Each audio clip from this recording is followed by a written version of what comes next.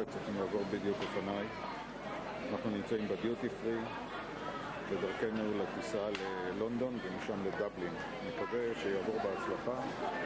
חזרה עוד 15 יום. ביי. הגענו לנמל התעופה בדבלין, מזג אוויר קצת קריר יותר. הטיסה הייתה בסדר.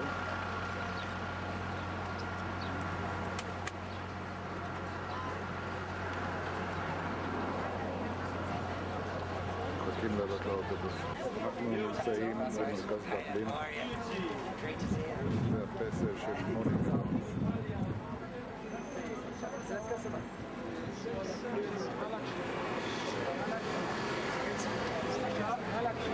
אנחנו נמצאים במרכז דבלין במדרחוב בדרך לחטוף משהו לארוחת ערב.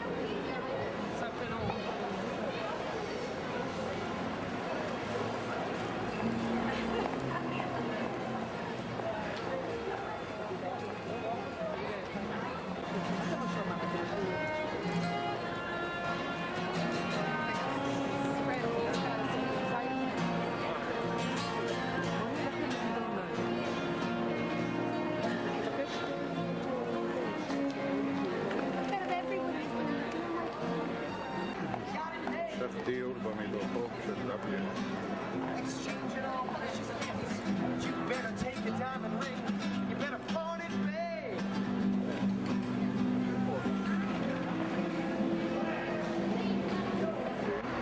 אם אני לא טועה, זה סניף הבנק המרכזי, הבניין משמאל.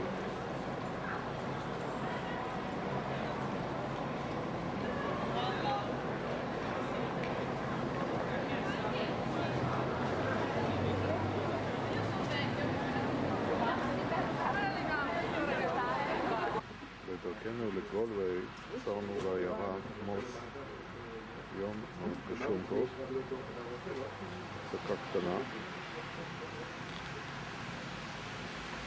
זו עיירה קטנה, אין בה הרבה תושבים.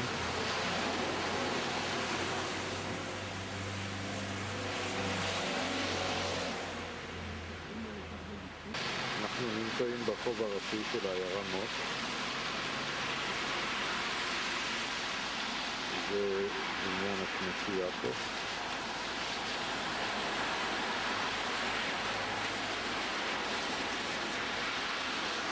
זה הנזירה. הגענו לעיירה, למקום הנקרא קלון מקנויז. זה האתר של הנזירים, נקרא, במקום הזה.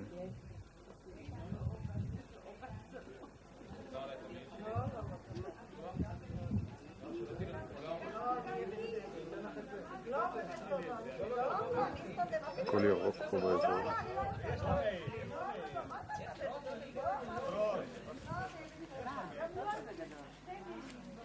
מוגה?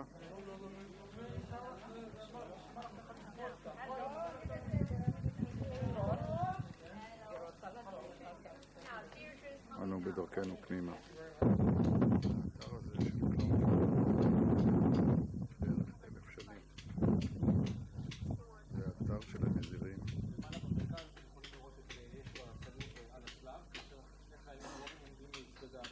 סיפרתי לכם שכאשר באו לבדוק אם יש לו עדיין בחיים, אחד מהחיילים הרואים דחף אותו בחיים קצר כדי לבדוק את זה. וזה התמונה שאתם רואים כאן, בשיר אותו בפנים שנמצא בלבד. זה מגדל בן 1,000 שנים שבו התחבאו הנזירים מהתקפות של הוויקינגים. דלת הכניסה היא בגובה 4 מטר כדי למנוע חדירה לתוך המגדל. זה נהר השנון שזורם מרגלות המגדל.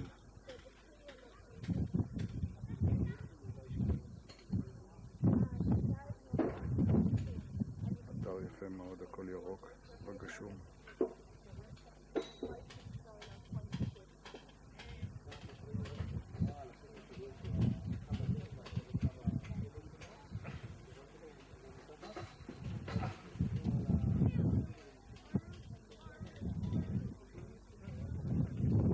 מהכיוון של קלון מקנויז, בדרכנו דבלין לגולווי. ובאמת תשימו לב, העיירה הבאה שאנחנו יכולים לפניה תהיה באלי נסולה ומשם לקולווי. אם תסתכלו בשמות של הערים והעיירות באירלנד, אתם תראו שחלק גדול מהעיירות מתחיל במילה באלי, וחלק מתחיל במילה קיל. באלי, זה בגלית עתיקה, זה כפר. באלי נסולה, הכפר של נסולה, ובאלי מני או באלי הרבה דברים. הגענו לעיר גולווי, עיר בערך של 50,000 תושבים. יוצאים לסיור בעיר. אנחנו נמצאים במרכז העיר גולווי, סיור רגלי.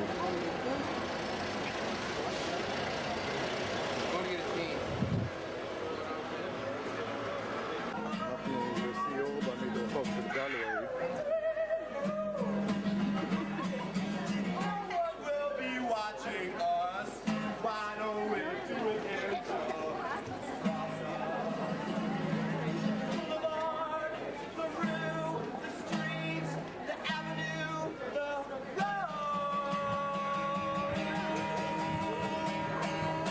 עוד מופע רחוב בגולווי.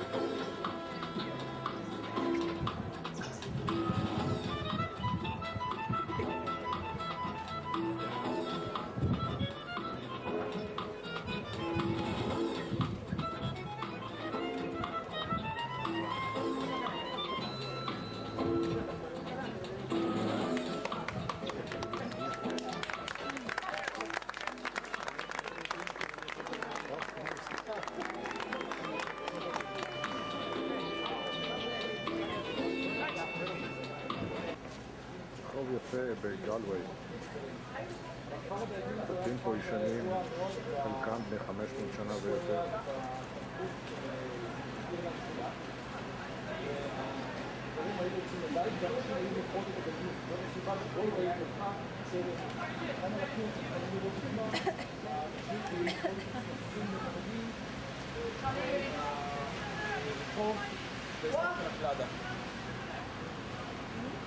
עכשיו, אם תתבוננו למעלה, אתם תראו פה סמל שאנשי הכפר הקטן הזה נתנו אותו לכל אירלנד. כתוב כאן קלאדה, אבל מבטאים את זה קלאדה. קלאדה זה דבר, או יותר נכון סימבול של שתי ידיים, אוחזות בלב, שלמעלה יש כתר. והם אומרים אנחנו נמצאים על נהר קורי בגולווי. טוב, אם יהיה לכם מספיק מים היום, אז עוד קצת מים.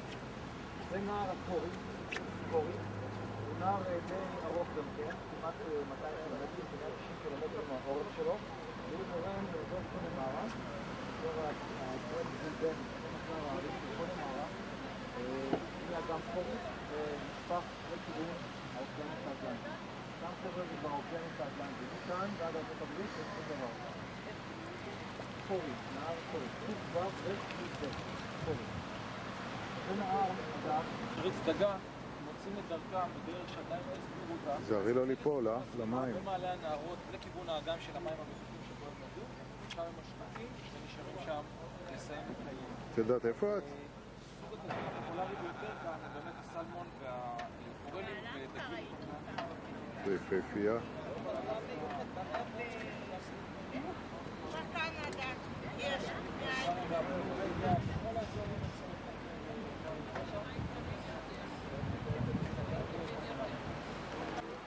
נהר הקורי עדיין, בגולווי. ברבורים.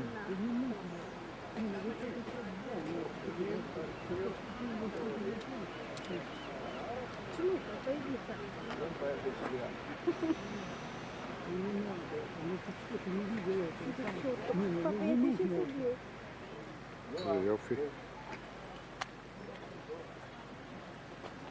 נהר הגולווי, משה.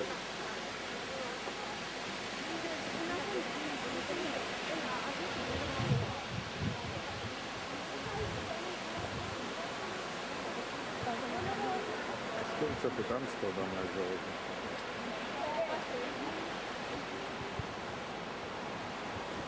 ברווזים שדגים, בינתיים הוא לא מוצא כלום המסכן.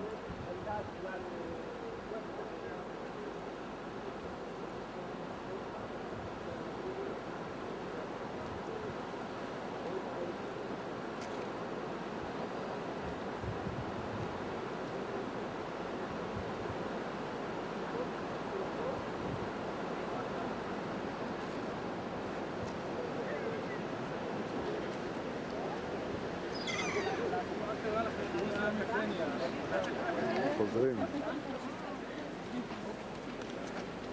זה המלון שאנחנו שוהים בו באזור גלווי, זה מלון שנמצא מחוץ לעיר. עכשיו 9 בערב, אנחנו נפגשים, יכול להיות שנצא לאיזה מקום. מחר נמשיך לצוקי מוהר.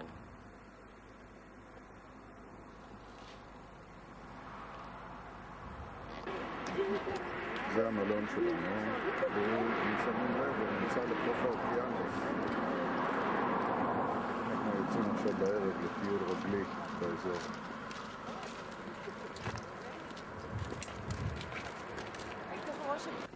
זה בית אופייני באזור, עם גינות מטופחות.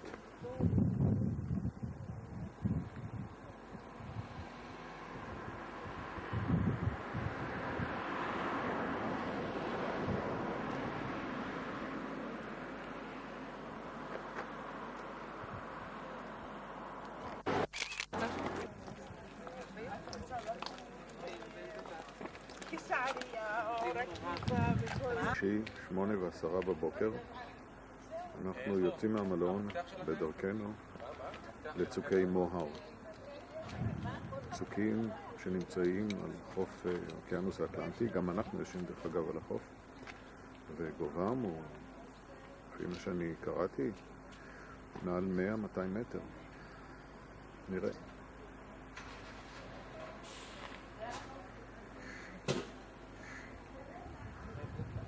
אתם תראו שזה מעין איזשהו כמעט כמו חצי רחב שנכנס כלשון לתוך האוקיינוס האטלנטי, והוא זה שמשווה למקום הזה את החשיבות האסטרטגית שלו, כי אירלנד תמיד ידעה שהיא יכולה להיות מותקפת מצד מזרח.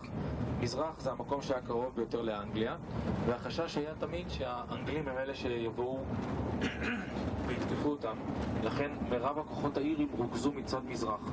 לעומת זה, הוויק ספוט, הנקודה החלשה, הייתה דווקא מצד מערב, כיוון שהאנגלים וגם הספרדים היו יכולים לאגף את האי הזה ולהגיע מצד מערב ולפגוע בהם. He was my coach driver last time I was here. Only Flavin. Yeah. Tree coach mode, right? טוב, אני רוצה גם לפתור לכם את החידה המעניינת והחשובה. מהגרים אירים. סבו וסבתו חיים באירלנד לא רחוק מלימריק, ובהיותו ילד קטן הוריו לקחו אותו חזרה לאירלנד כמה וכמה פעמים. סבתא שלו שרצתה להכיל בו את השורשים האירים לקחה אותו ללמוד ריקודים אירים. הם פשוט בני אירלנד, רק שאין להם שום רצון לגור בבתים מסודרים ולחיות כחלק מהחיים הנורמליים. אז מה שהם עושים, חיים בקרוונים, וכל פעם מתיישבים באיזושהי חלקת אדמה זו או אחרת ונודדים יחד עם הקרוונים שלהם.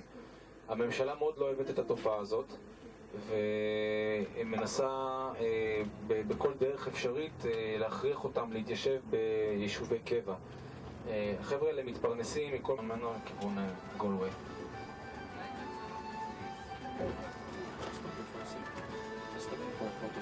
מי שרוצה לרדת ולהצטלם פה, אז בבקשה.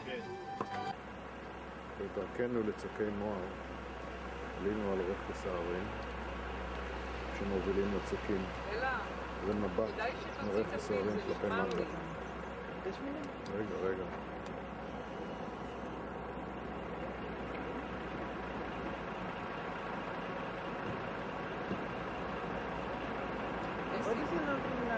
מה? על הכיפאק. רגע, אז אנחנו נמצאים בצוקי מוהר, עולים במעלה לצוקי מוהר. עצרנו לתצפית כדי להסתכל על הנוף היפהפה הזה. כמו שאתם רואים האדון שמוליק, וכמו שאתם רואים את הגברת אלמוגה, חמודים נורא. אתמול התוודעתי אליהם, מקסימים ממש. סיפרתי להם סיפורים על תאילנד, תיסעו לתאילנד, מתוקים שלי, תהנו. אז הנה אני אעבור קצת רק שתסתכלו, שיהיה לכם למזכרת את אירלנד הירוקה, מדהימה ביופייה.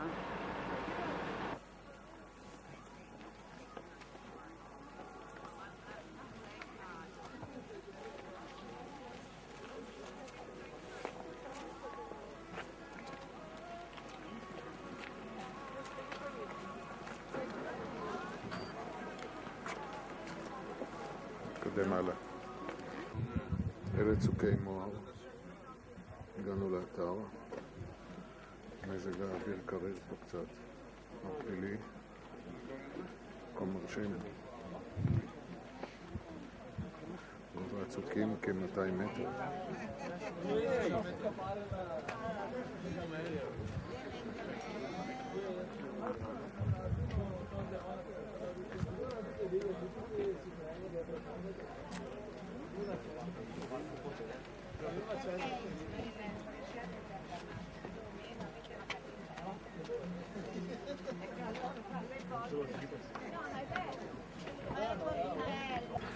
אנחנו מטפסים מעלה במעלה הצוק כדי לראות את המבט מלמעלה.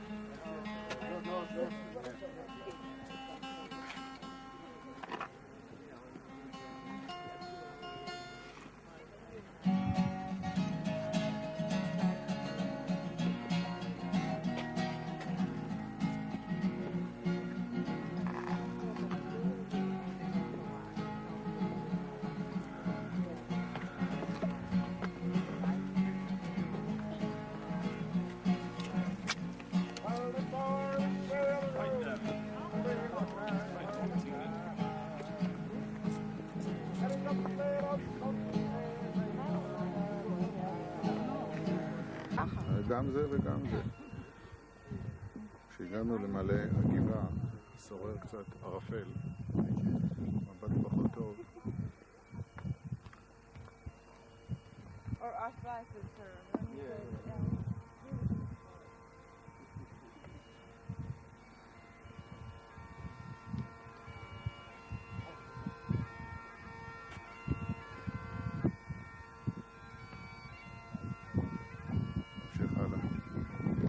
מלמעלה על צוקי מואר.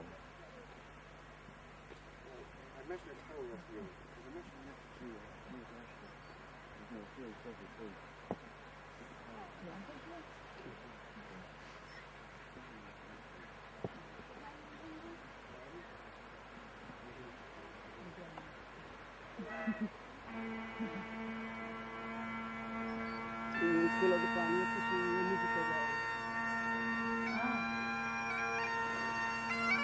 אוהב לצלם? אוהב לצלם?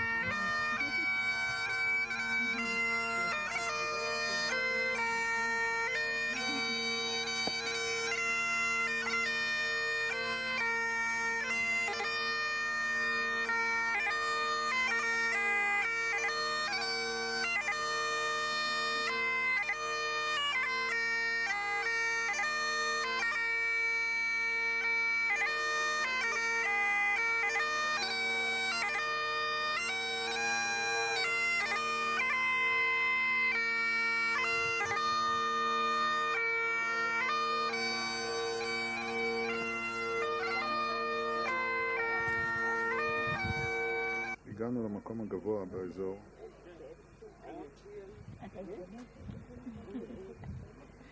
קצת ערפל. תמיד מזכרות, כן?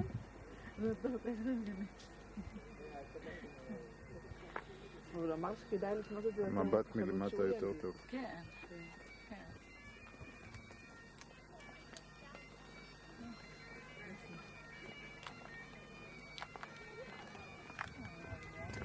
מה את בודקת שמה? נראה כמו איזה חיה. אנחנו עוזבים את צוקי מואר, דרכנו להמשך הטיול.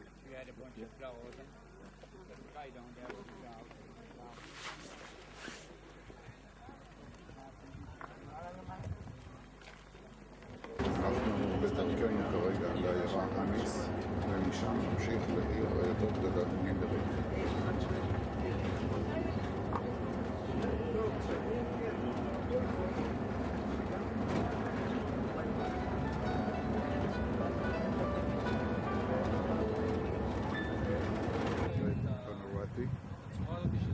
יש פה איזה מצודה, ונעשה הפסקת צהריים.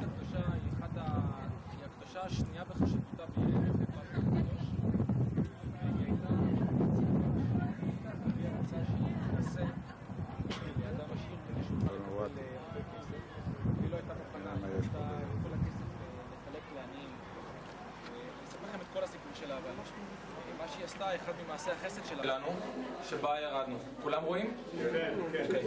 נכנסנו דרך השערים האלה, אוקיי? ואנחנו נמצאים עכשיו כאן, באזור הזה. מה שאנחנו עושים עכשיו, אנחנו הולכים שמאלה, פה שמאלה, אל המצודה. בפועל המרחק יותר קצר ממה שהוא נראה כאן. עושים את הביקור במצודה. לאחר מכן, אנחנו נכנסים בצורה עצמאית, הרי לא יכולים כל הקבוצה, אבל נכנסים ומבקרים בבתים האלה.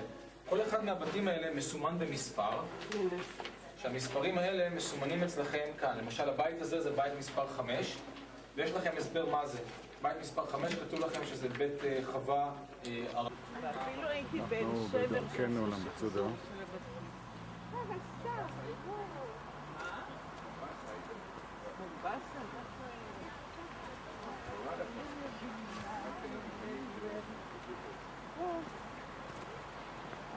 זאת תהיה מצודה של בנטי.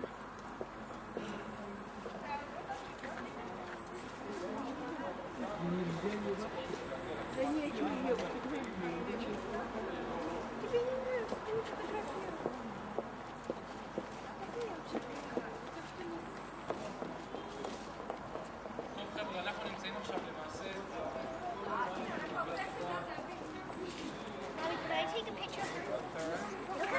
זה היה אזור מוגן, מסביב גם אתם תראו יש מקום לחפיר. חפיר זה מקום שחופרים בסמוך למצודה, ממלאים אותו במים כדי לא לאפשר לכוחות אויב להגיע למצודה. המצודה בנויה בצורה... חפיר בעברית. המצודה בנויה בצורה מאוד מוצקה ומסיבית. אתם יכולים לראות את חרכי הירי. ופה חסר גם את הברביקן שהיה פה. ברביקן זה מקום שהוא משקיף לעבר הכניסה. אנחנו נראה מצודות כאלה, זה היה מקום שכאשר אנשים היו מנסים לקפוץ פנימה, בינתיים היו זורקים מעליהם שמן רותח ויורים בהם פיצים כדי לשבור את הקבוצה שלהם. כמה שנים המצודה עומדת?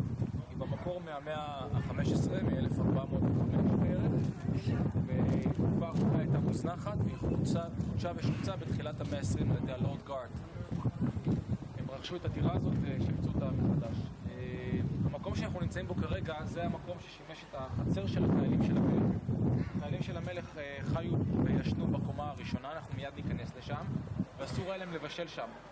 כל האוכל שלהם היה נעשה כאן. פה אתם רואים, היו מבשלים במצב חזיר שלהם, היו מכניסים את השפות החזיר, זה נועד כדי להקל על ההוצאה שלו לאחר מכן. עם זה היו בודקים אם הבשר מוכן או לא. אנחנו בדרכנו פנימה למצודה. בפנים המצודה.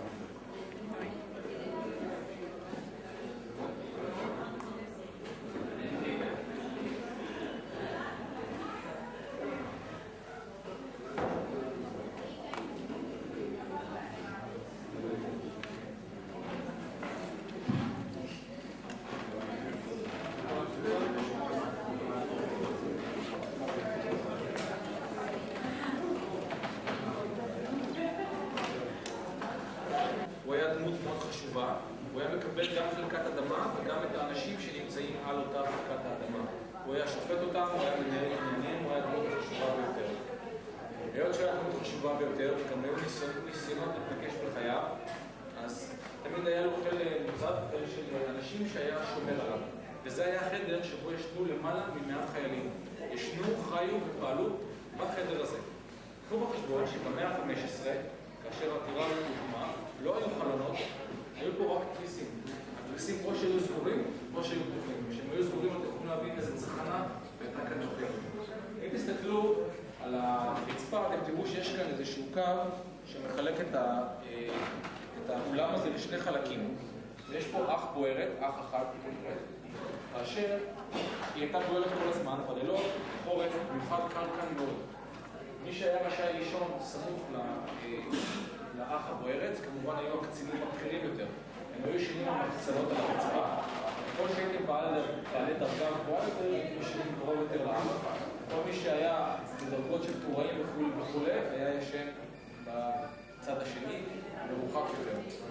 אנחנו עולים כרגע לקומה הראשונה במצודה, המדרגות לולייניות. הנוגה מתגברת בקשיים. יופי.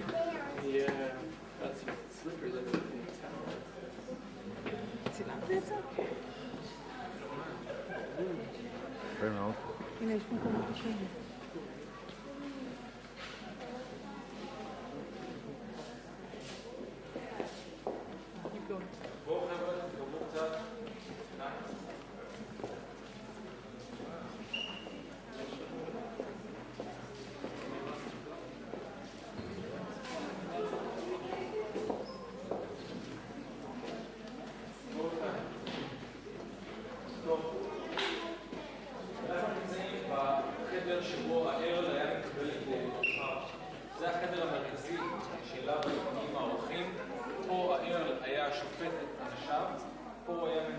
סתיו, וכאן גם הוא היה סועד את ליבו. כאן במרכז הייתה תמיד בוערת אש, עליה היה אוכל, אפשר היה יוצא למעלה דרך התקרה, התקרה הייתה מעץ, והיה בחור למעלה שהיה מאפשר לעשן לצאת מהחדר, וכך החדר לא היה מתמלא בעשן. לא, תמיד הם היו עם הראש למעלה, תמיד בהכנעה, אפשר היה להסתכל לערל ישירות בעיניים, גם אסור היה להם להיכנס אל הערל לדבר ולעזוב כשהגב מופנה כלפי הערל. תמיד הייתם צריכים ללכת אחורה עם הפנים אליו, כשהראש מורכן, אסור היה לעשות איזושהי צורה שכביכול הייתה אמורה לפרש כפגיעה, בצורה שהיא העלבה של הערל. אם תביטו על המות היפה הזה, המגולף שנמצא כאן ליד הפרסטירה הזאת, זה נקרא סטנדרט. המות הזה היה ניצב כאן במרכז החדר, וזה היה מסמל את הקו המקסימלי שאליו היה ניתן לאנשים להגיע. לא היו יכולים לעבור את הסטנדרט, לא הייתם יכולים להתקרב עד הכיסא של הערל עצמו, אלא רק עד הסטנדרט, הייתם מגיעים לפה, מחזיקים בו, קדים קידה, ואז מביאים את ענייניכם. עכשיו אני אראה לכם, הערל היה יושב בכיסא הזה. אתם רואים את הגב של הכיסא? הוא מאוד רחב, נכון? מדוע פה? רגע.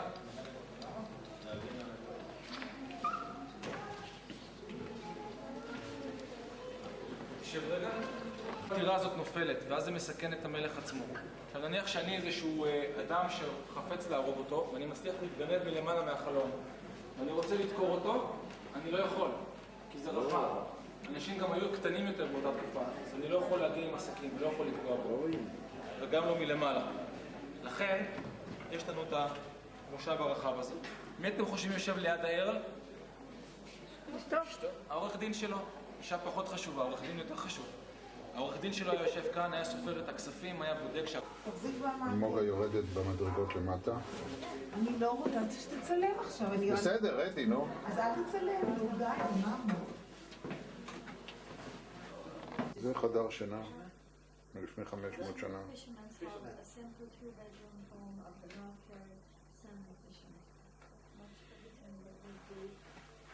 כבר קיבלתי מכה לראש. תזהר על הראש. טוב, בוא נצא החוצה.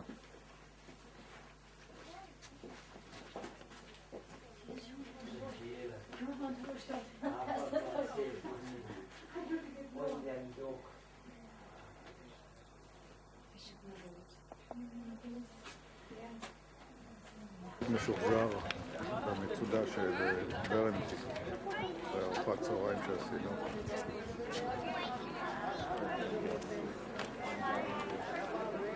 איך הארטיק? אבל חם לי נורא. אני רושם לך.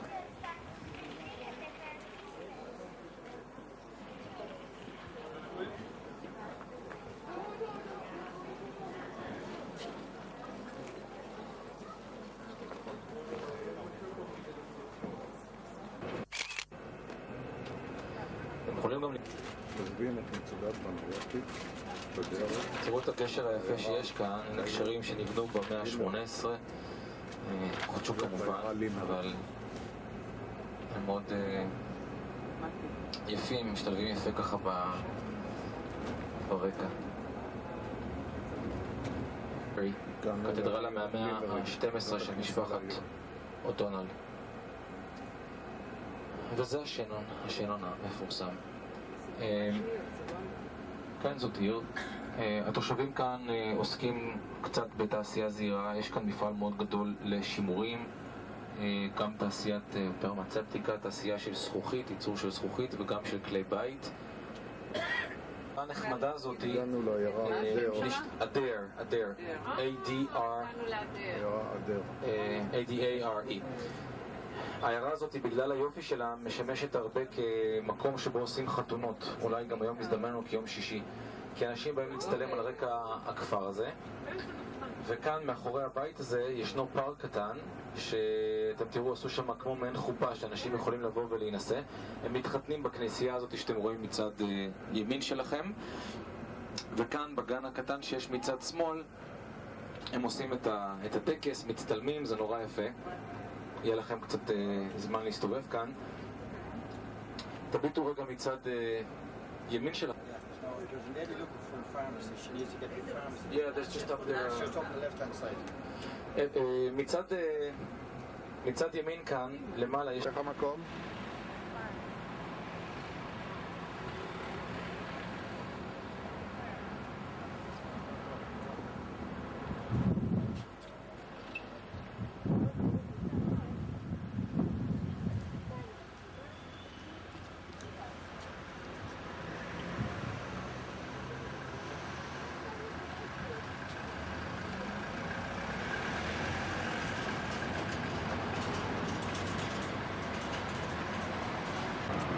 שם העיירה, שכחתי להזכיר, שם העיירה היא אדרס.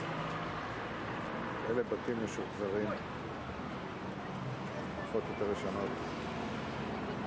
עצרנו בצידי הדרך, בדרכנו לעיר קלרני, במחוז קלר, כדי להשקיף על הנוף.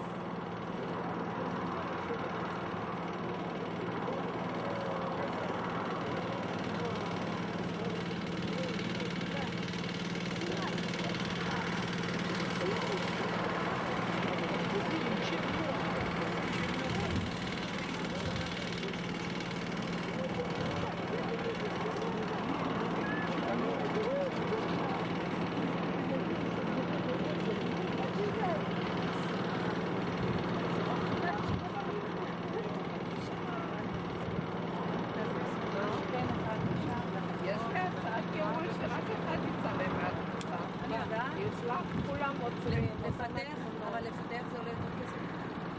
למה? קבלת שבת, נו שירי עוד שיר, נו.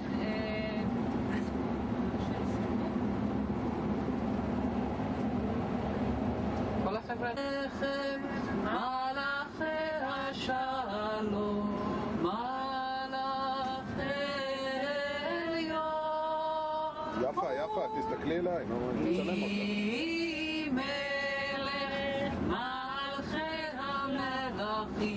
הקדוש ברוך הוא בוחר בשלום מלאכי השלום מלאכי עליון יהי מלך מלכי המלכים הקדוש ברוך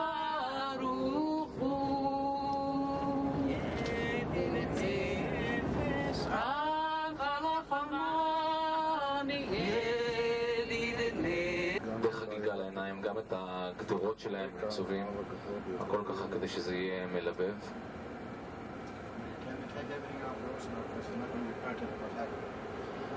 חבר'ה, כל מה שאתם צריכים לקחת איתכם, גם מטריות, גם משהו חם, תיקחו, כי האוטובוס לא יכול לחנות צמוד למלון שלנו, בקילרני.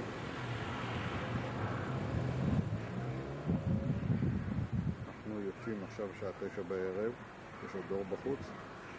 אנחנו יוצאים עכשיו לסיור רגלי בעיר.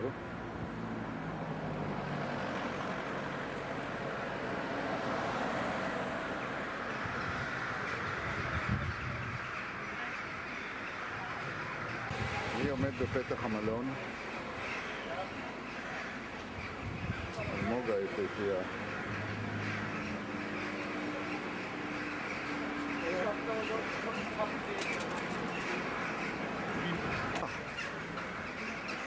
כמו בסרט ציפורים, מתעופפים פה מעל המלון.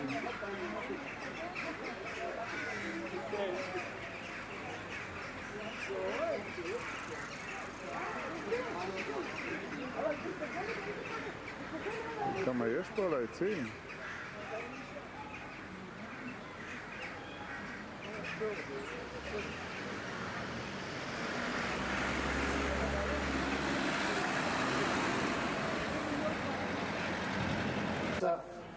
וישבות ביום השביעי מכל מלאכתו שעשה, ויברך עליהם את יום השביעי ויקדש לטוב. כי בו שבת מכל מלאכתו אשר ברא אלוהים לעשות, צו למרנן. אתה אדוני אלוהים מלך העולם, בורא פרי הגפן. אמן. אתה אדוני אלוהים מלך העולם, אשר קדשנו ולצאתה ולצבנו.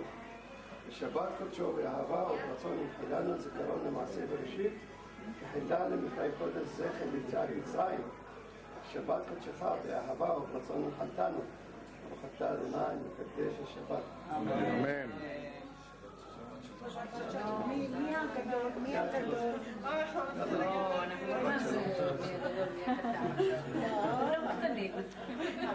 קודם הגברים. יצאנו לטיול רגלי בעיר קילרני. קילרני הוטל פה.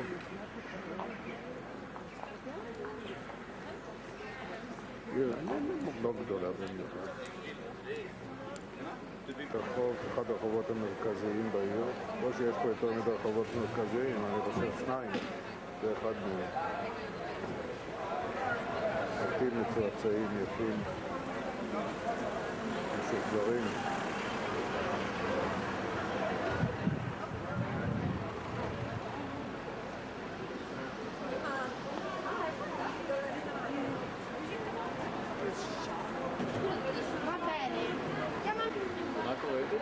מבט נוסף על העיר, על הרחוב, הרחוב הראשי. יש פה הרבה פאבים, אולי ניכנס לאיזה פאב, יחד עם אלמוגה.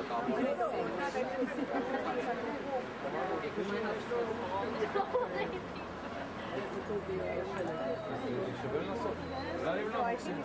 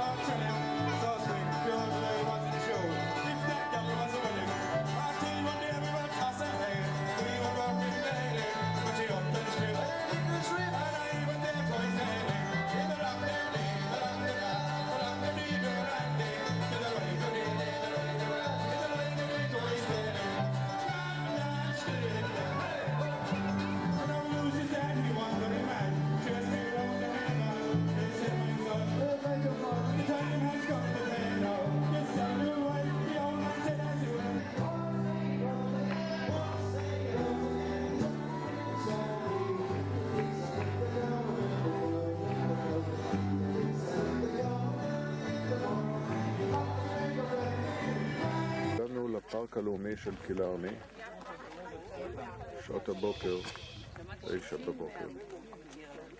טוב חבר'ה, אנחנו נמצאים עכשיו לא רחוק מהחזית של בית מקרוס. הבית שאתם רואים מאחורה זה בית מקרוס. בואו תקשיבו שנייה, אחרי זה לכם זמן ללכת ולצלם ולהצטלם. יש פה מספיק זמן. ומה שאתם רואים כאן מולכם זה האגם התחתון של קילרני, הוא נקרא אגם קילרני, הוא חלק מהאגם קילרני. וזה חלק מהפארק הלאומי של קילרני, שכמו שאמרתי, שטחו 100 קילומטרים רבועים. אז מי היה מקרוס? מקרוס זה לא מי היה, זה מה זה. מקרוס בגלית זה חזיר. על האיים הקטנים שיש כאן בפנים, בתוך האגם הזה, היו חזירי בר משוטטים באופן חופשי. חזיר בגלית זה מקרוס, ומכאן הבית הזה שגולה שמו. הבית הזה שאתם רואים אותו הוא בית חדש שתפוס. הוא נבנה ב-1843. תמורת סכום של 30,000 פונט, שזה היה מטבע אירי לפני שהמירו אותו, זה בערך משהו כמו 40,000 יורו, עבור אדם בשם ארתור וינסנט, ארתור הרברט, שהוא היה חבר פרלמנט מטעם מחוז קרי. והוא הזמין את הבית, בנה אותו כאן, ועבר כאן להתגורר יחד עם אשתו. האחורי של המבנה, שבו התגוררה בתקופה מסוימת לביקור המלכה ויקטוריה שבאה לבקר פה. אלה הגנים מאחורי הבניין. כל זה בפארק קילרני. איך אלה נקראים? איך? גוארי? אתה יודע למה? נראה כמו הפה של האריה שנמצא. ציפינסיה, как я не знаю. זה לא מפלסטיק. זה צמח.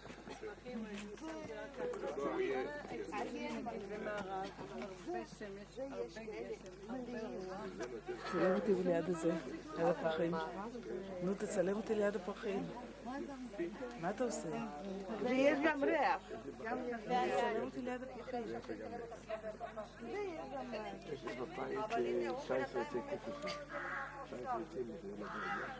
הוא יודע? לא רוצה להצטלם כאן בפרחים? זה יפה, יאללה. אני אסתיר את זה כזה בגינה עץ מיוחד.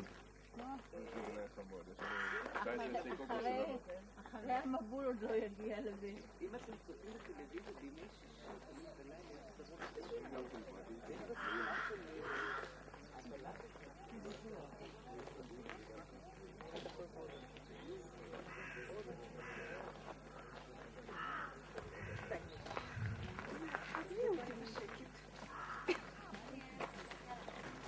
פארק אילרני עדיין.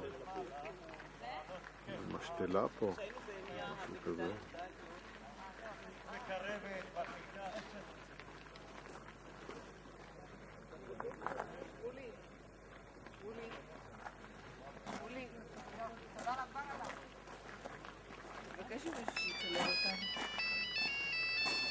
אנחנו בדרכנו למפל המים בפארק של אילרני.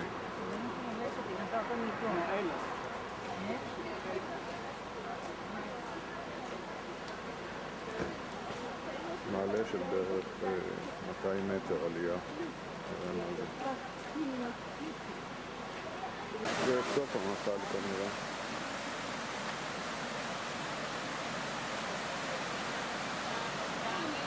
עלה למעלה.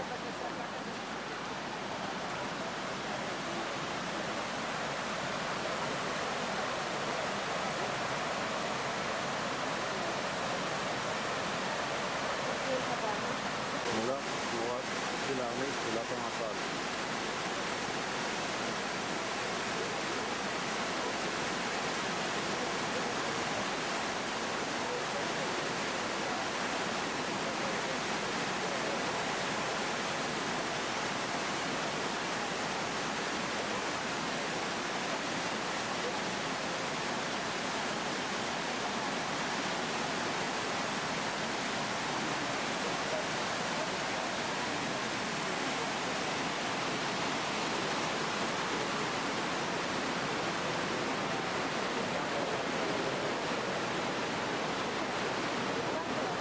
הנחל במורד.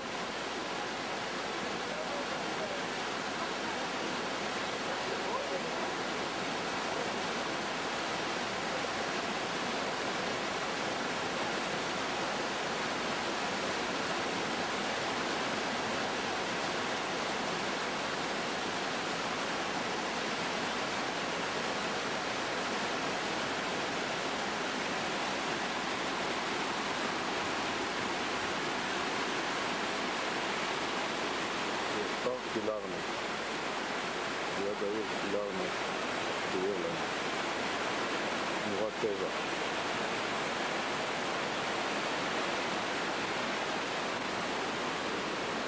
אני יורד למטה.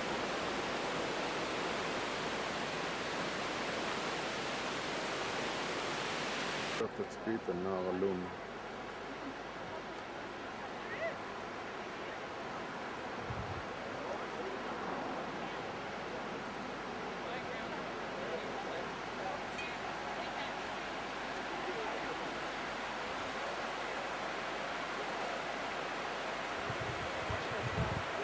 דרך צרי העיוורה.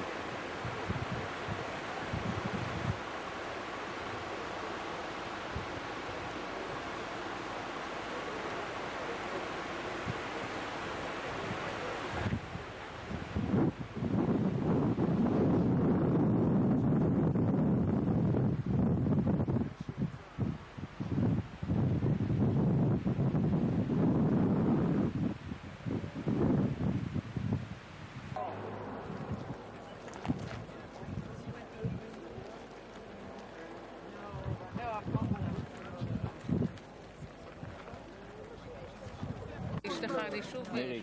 מירי.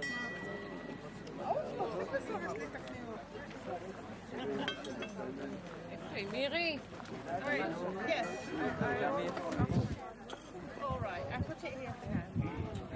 בדרך, בנקודת נוף על מפרץ דינגל, שזה לשון יבשה שנכנסת לתוך הים, לאוקיינוס.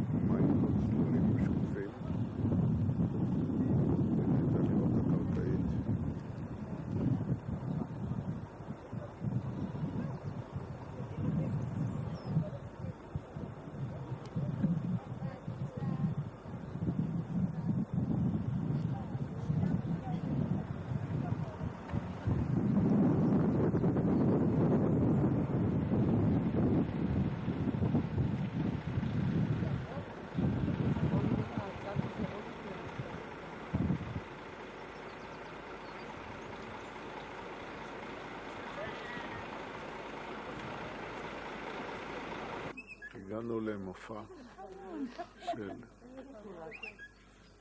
כלבים שמאומנים לשם איסוף כבשים על ידי שריקות. הוא שומע את הזה שלו.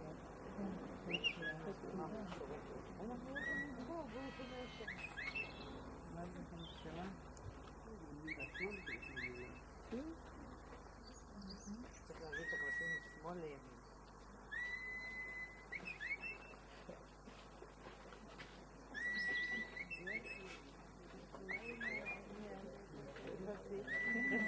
נראה לך זה.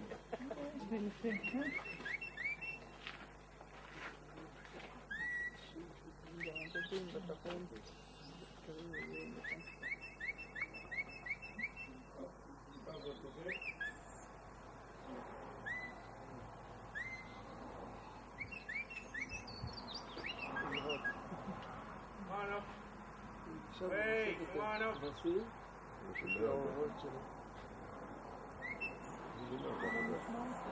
Hey, come on up.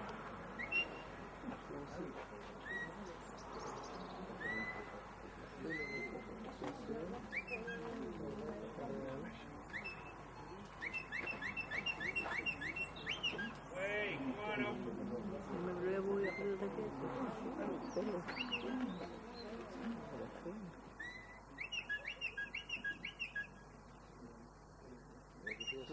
Hey, come on up.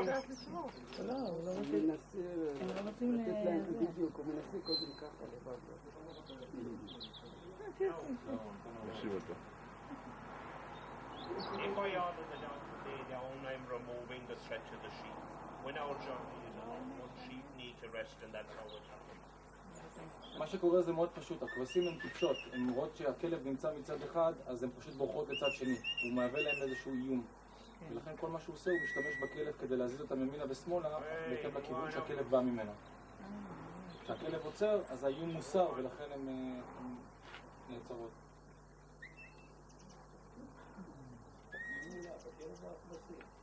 כלב.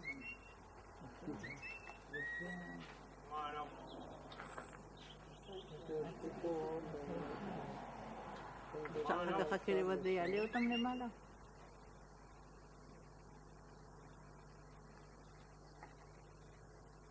איך הוא מוביל? הוא עוקב אחריהם והן חוששות. ברגע שהוא עוצר...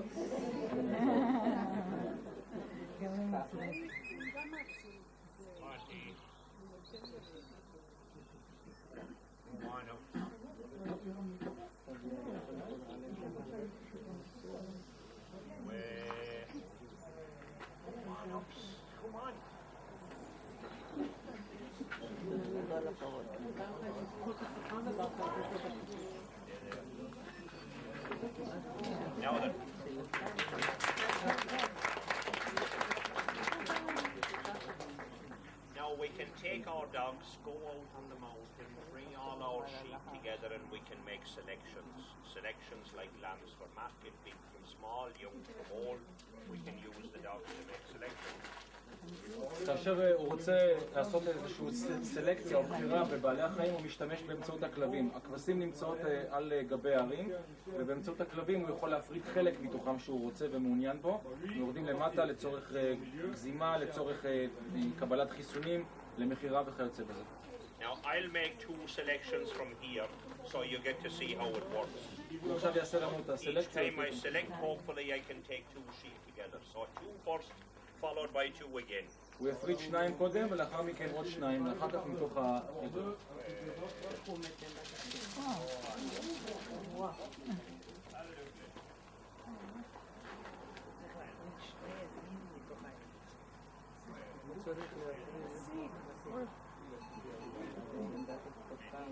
עכשיו הוא גדול הוראה להפריד בין השני אפשר. חלק הוא רוצה לבוא אחרי אחרי למצוא שני למעלה. לפי ההוראות.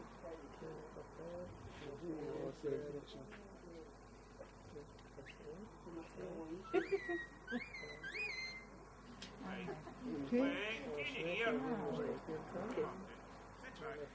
Wait. Tina here. Wait. That'll do. Keep off it. Wait. Keep off it. Wait. כל הרגליים, משהו רץ מהר. Wait. Go on. There they are. כן, אני צריך להגיד אותו. שומר עליהם. Keep off it. Timmy. Family photo. Now, you will remember back to the beginning, I was able to order the dog around the sheep and move them in any direction I wish. We achieve that by teaching a dog the difference between right and left. הדרך שלו כדי להשתמש בכלבים להניע את הכבשים היא על ידי לימוד ההוראות של הימין ושמאל. ההוראות האלה מאפשרות לו להזיז את הכבשים ימינה או שמאלה בהתאם למיקום של הכלב. Now, here are the dogs responding to their left and right signals. שימו לב לדוגמה עכשיו הוא הולך לעשות עם הימין ושמאל. Wait. On up. Stay there. Each dog has a different set of signals, so they may be used independent of each other. כל כלב נענה לסט אחר של הוראות וקריאות, כך שאפשר להפעיל אותם במקביל. Timmy, stand still. Now, if the dog is half a kilometer up the mountain, then the whistle will get to it easier than shouting. אם הכלבים והכבשים נמצאים למעלה, שימוש בשריקות הוא נוח יותר מאשר צעקות, כי הם שומעים את זה טוב יותר.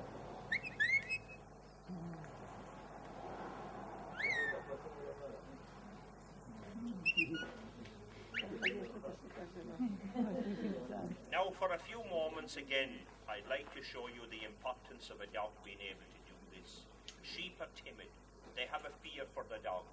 When the dog is too close, they move. אני רוצה להראות לכם שוב את הפחד של הכבשים מהכלבים.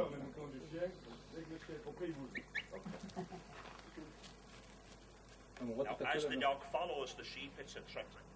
הכלב מהווה איזשהו איום בתודעה של הכבשים, לכן הן זזות כאשר הוא מתקרב אליהם. Now, if I place the dog right, אם הוא ישים את הכלב מצד ימין עכשיו, תראו שהן הולכות לצד שמאל. now the sheep will move left. Get back, Lynn. Keep up. Time now.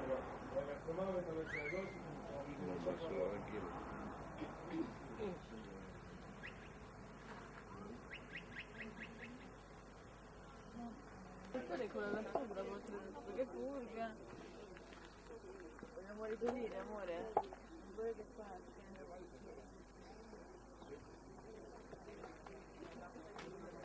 Poi vamos a ir por spiegati, che vamos a ir por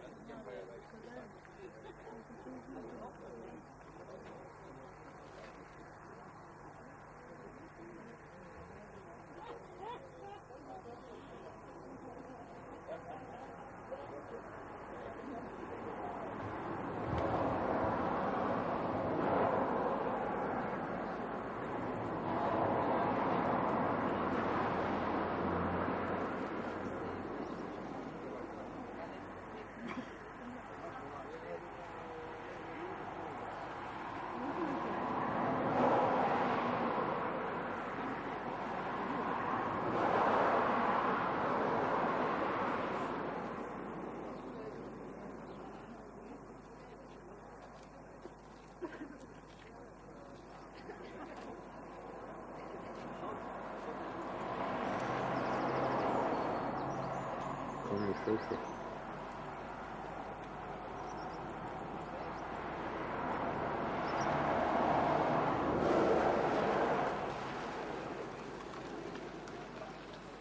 פה היה הקטע של הכבשים עם הכלבים המאולפים.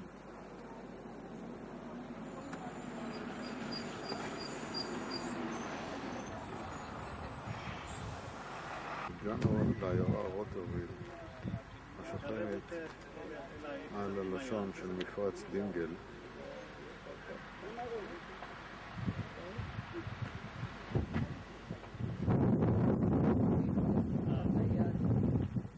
בואו קצת יותר שמה, נעשה עוד אחד.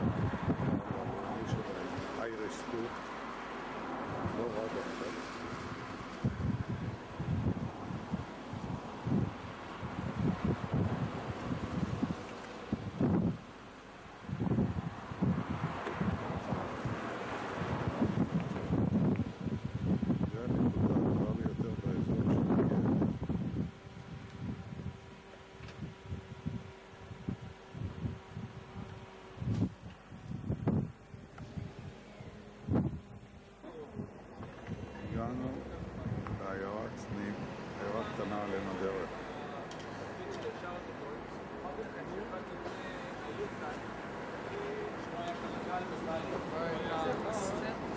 סנים. סנים. ניסים הגיעו לכאן, חלקו לו בשנת 1969. ואנדרטה לזכר שער מה שכתוב הגדול. כאן בצרפתית זה ברגע רציני זה, בחיי הארוכים, מצאתי את מה שחיפשתי. כשאני עומד מול עצמי, אירלנד הציעה לי את הפנים הכי עדינות, הכי חבריות. שרל דה גול נתן כמתנה למעשה עבור אנשי העיר לכבוד קרקל אודלי. אבל יש פה משהו יותר מעניין לראות, בואו תראו.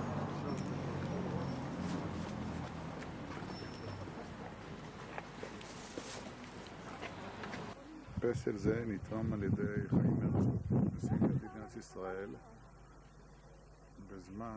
שבזמן כהונתו ביקר בעיירה הזאת, בעיירת סנים, ששם נולד אחד הנשיאים של אירלנד.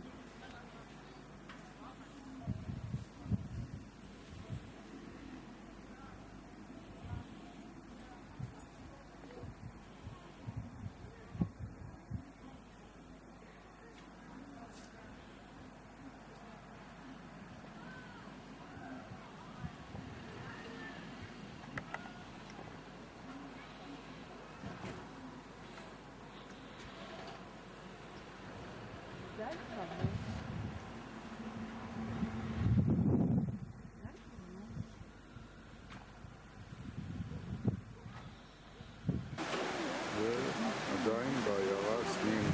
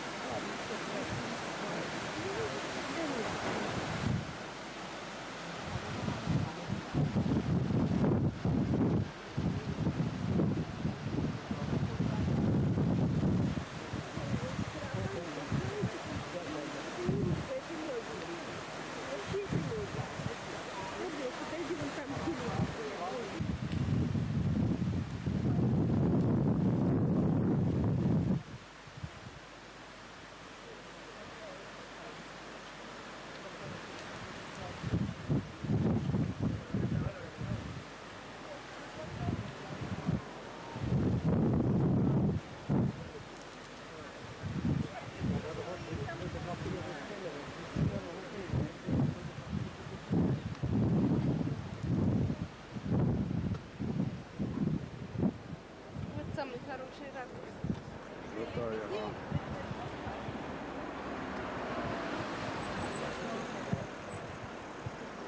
ועכשיו בוקר, יום ראשון, ה-15 לחודש, עכשיו אנחנו עוזבים את המלון שלנו בקילארני להמשך הטיול, שבסופו, זה האוטובוס שלנו, שבסופו נגיע היום לדבלין.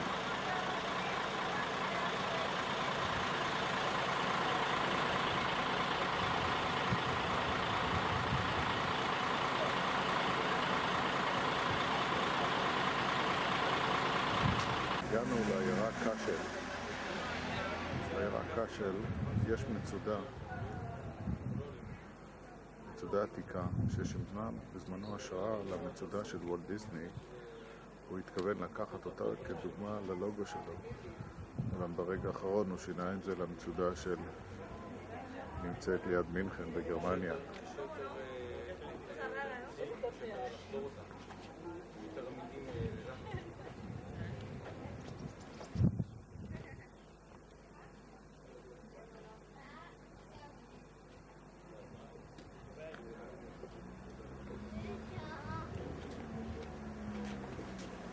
חיים במחוז טיפר בעיירה קאשל. זה המקום שבו נמצאת המצודה. דיברתי על 4 ממלכות, על אלסטר, על קונאכט, על אינסטר ומונסטר. מלכי מונסטר ישבו כאן בין המאה הרביעית לספירה ועד למעשה שנת 1101.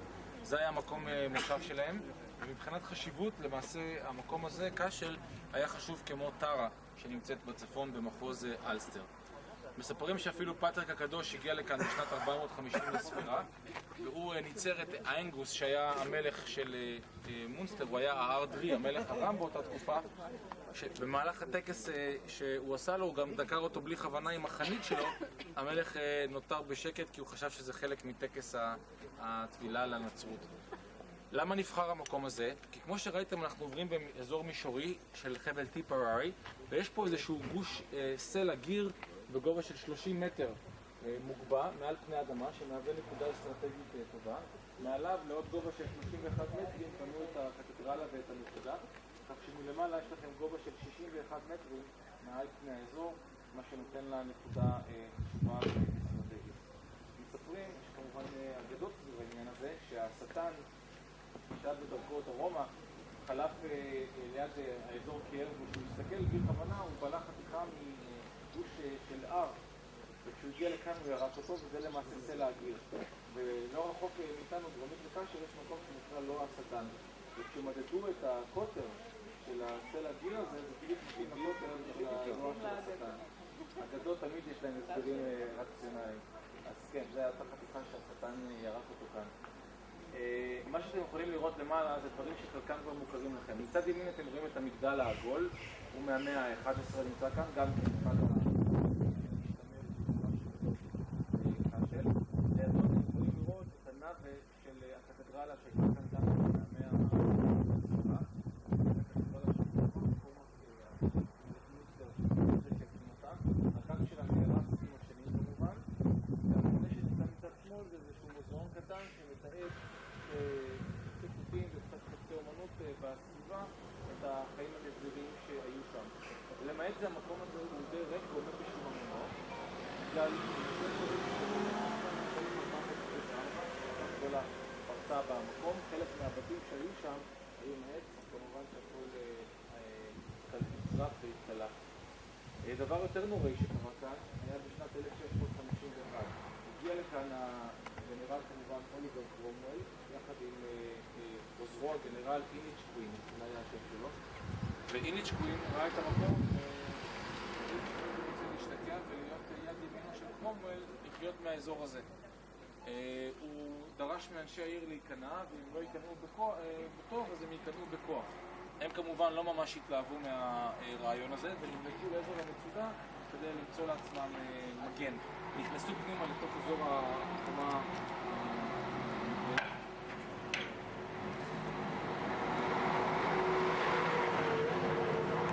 כשהלורד איניץ' קווין ראה שהם מנסים להסתתר בפנים, וזה להזכיר לכם סיפור אחר אולי, הוא פשוט הורה לשים כבול מסביב לכל הגדר והעלה אותה באש. רוב האנשים נחנקו כמובן מהעשן, חלק גם נשרפו חיים במקומות שהיה עץ וזה תפס בעץ, ולמעשה הוא שרף את כל המבנה הזה. בסוף אותו יום למעלה מ-3,000 חללים היו באזור הזה, ומאז למעשה היא עומדת די בשיממונה, הם לא חידשו אותה. אבל תראו את הבנייה היפה, איך היא משתלבת עם סלע הגיר והופכת למעשה להיות מצודה אחת. כשנגיע לאדינבורו אתם תראו דבר דומה, אבל שם זה היה הרבה יותר קשה כי הסלע עצמה היא סלע בזלתית, והם השכילו לבנות את המצודה מעל גבי הסלע הבזלתית. אנחנו נמצאים ברחוב הראשי של העיירה קאשל. זאת העיירה לא גדולה, שבה יש את המבצר שראינו קודם. העיירה קיימת כבר למעלה מ-1500 שנה, כולל המבצר. זה החוף הראשי, היום יום ראשון, קצת שקט פה. מסמל את המחסידות של החיים, את חיי הנצח ואת הדיבור של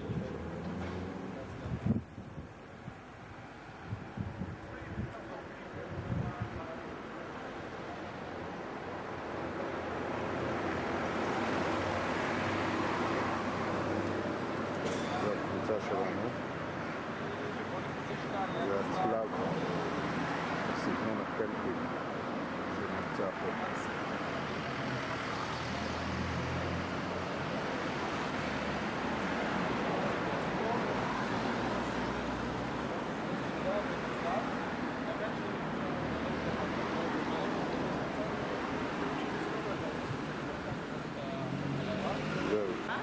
זה בניין העירייה של קאשל.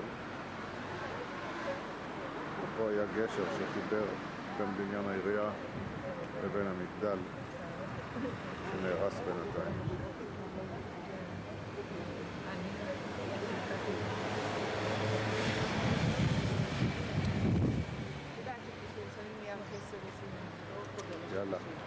אלמוגה מטיילת בחוצות קשל.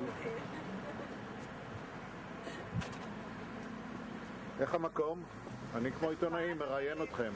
נחמד, אבל לא משהו ציורי. כן. מסתכל איזה יופי. כן. אז מעניין שם. ערכים יפים. יש אפילו משטרה פה. מה לראות שם? אין כלום. בתים, זה אותו דבר, זה רחוב של שבת. יאללה, בוא נעשה.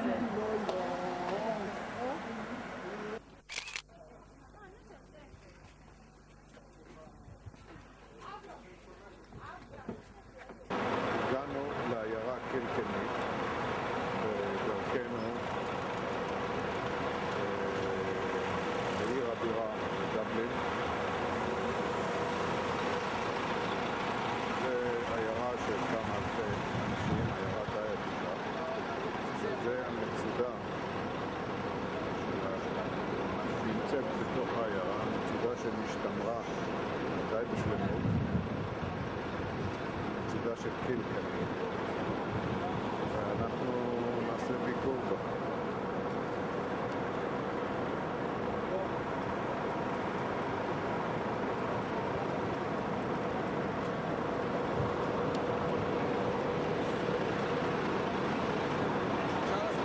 נקודה חשובה בכל טיול וטיול, שירותים. בלעדי זה לא מתקיים טיול.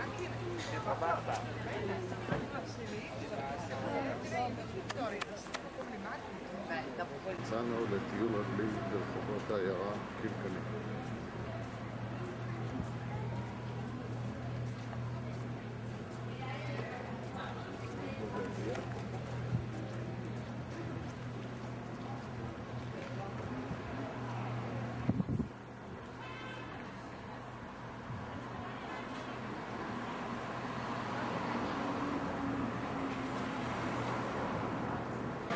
עדיין רחוב העיירה קילקני.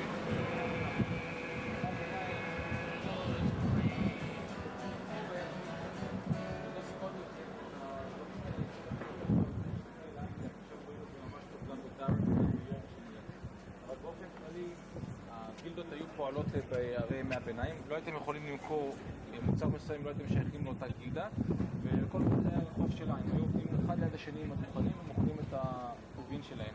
פה למשל אתם יכולים לראות את הפאטוסליפ, זה המקום שבו הם מוכרים את החמאה, מוצר חמאה. הכל היה נעשה כאן באזור הזה. ופה זה היה בית העירייה, שם הגילדבול. בית העירייה באנגלית זה הגילדבול, הבול של הגילדות. ככל שהגילדות היו עשירות יותר, מפוארות יותר, הם משקיעות כספים בבית העירייה שלהם, כי זה המקום שבו הם היו רשאיות להשתמש כדי לשפוט את האנשים, את הגילדה ששרפו את המידע, פה הם היו רשאיות לקיים טקסים ולהעניק כל מיני פרסים או מענקים לאנשי הגילדה של העיר ולפאר את העיר בקבלת תראו איזה יפה, הם עיצבו, הלנטרנה כאן משוחזרת, אבל לנטרנה זה המקום שמכניס אור לתוך ההיכל פנימה, הוא מאוד ייחודי, הוא עשוי בצורה מתומנת, הוא מאוד יפה, המדריך שם נורא כדי להסביר לכם יותר, אם לא אני אסביר לכם אחר כך, זה נושא של גילדות ימי החיים.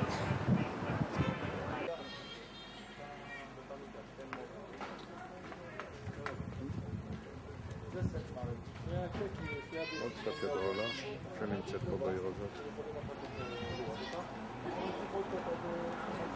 ואז תוכלו לחזור לכל התרבותים שאנחנו מספיק כאן לסיוע של נושא. ועוד כפי שאנחנו נזמן השאר, ושאנחנו נתחיל של הנקודה. ועוד כל הפרקים.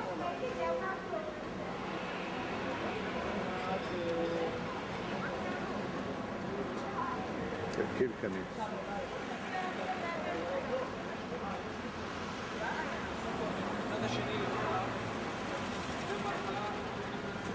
אנחנו נמצאים בפאב בקילקני, לא יאמן, אבל אלמוגה בפאב שותה בירה. איך זה אלמוגה? איך זה?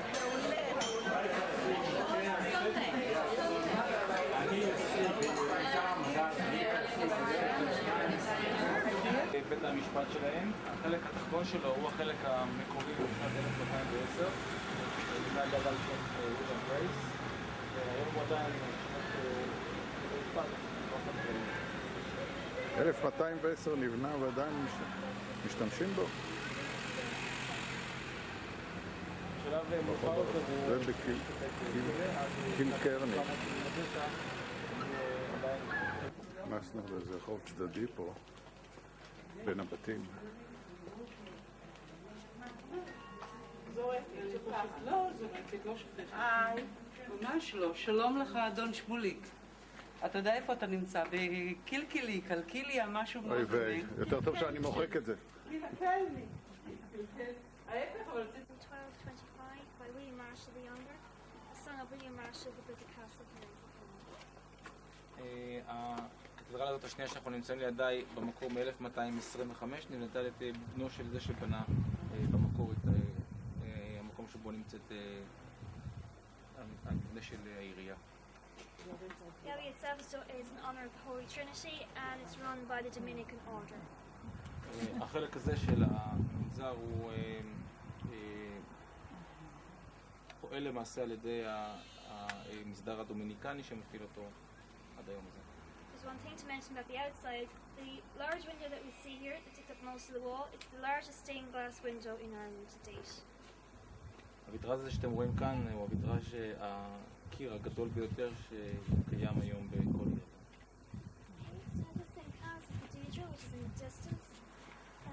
על המצודה במרכז קילקרני. נראה מה יש בתוך.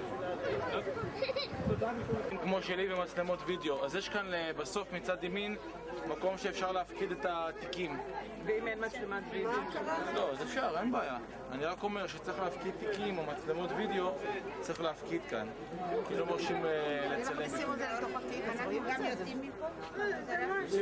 אל תפקיד את זה, אבל זה ליח אותי. זהו, אתה תוציא את זה. זה היה כאן, ליד האוטובוס. זה פנים. תשמע, אני לא יודע, זה מה שאומרים. אני לא יודע מה...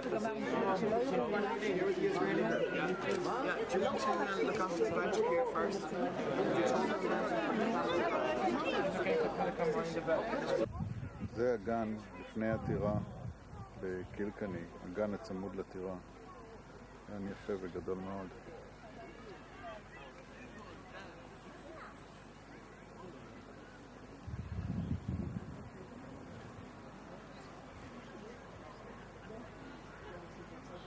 זאת הטירה עצמה.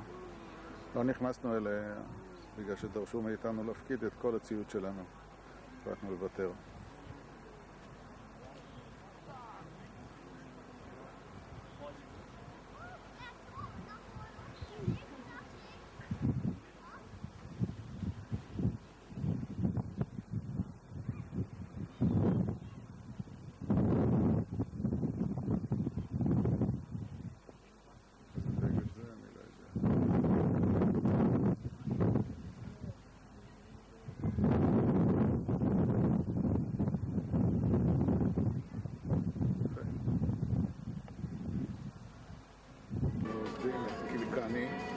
בדרכנו לדבלין.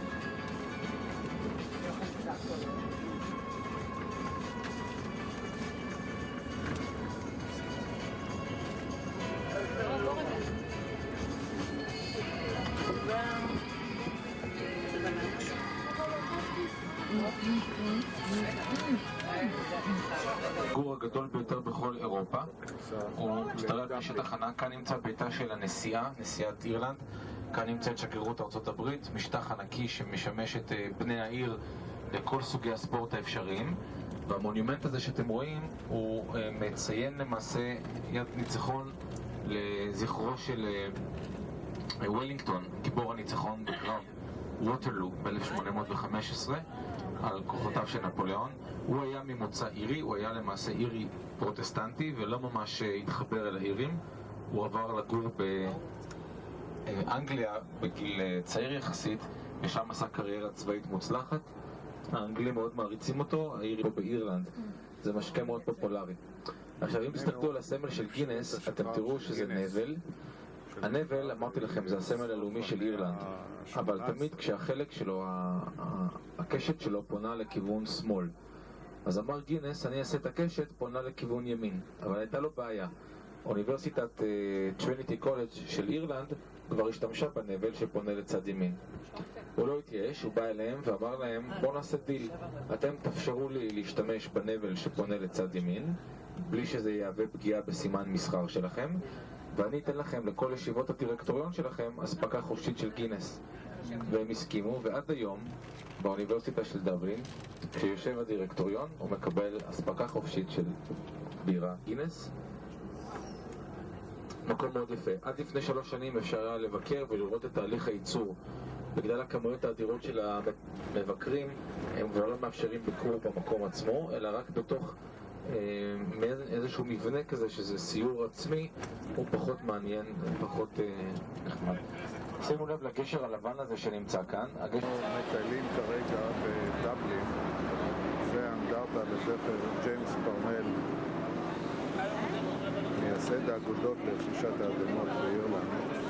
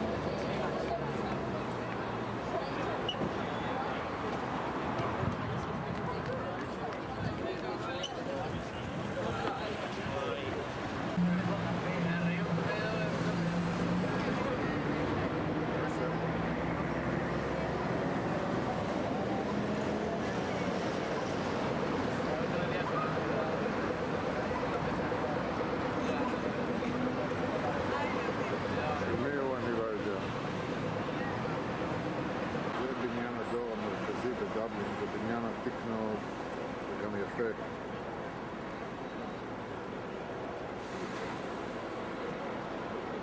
סגור עכשיו.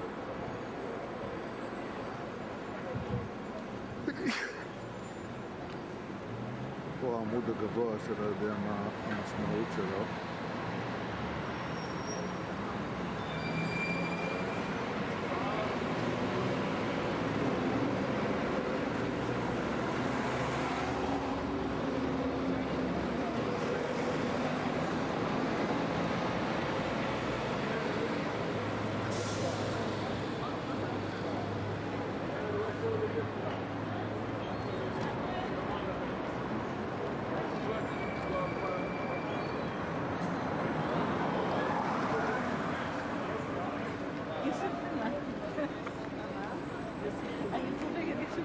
הגענו למלון שלנו בדבלין, אותו מלון שהיינו ביום הראשון. המלון נקרא סטארה הוטל. אנחנו נשאר פה יומיים. בדרכנו הבוקר בסיור בוקר מודרך באוטובוס קטנצ'י כזה בדבלין. איך יהיה. יצאנו לסיור רחוב בדבלין.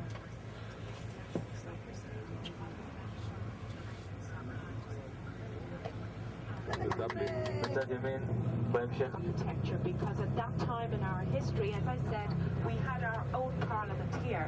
So anybody who was anybody in British society was a member of the Irish Parliament. So when they came to live in Dublin.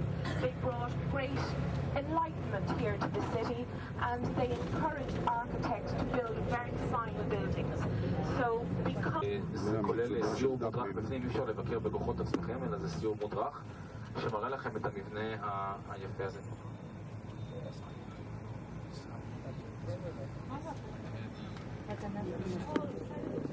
קתדרלת סנט פטריק בדבלין זו הקתדרלה המפורסמת ביותר בדבלין או באירלנד אפילו.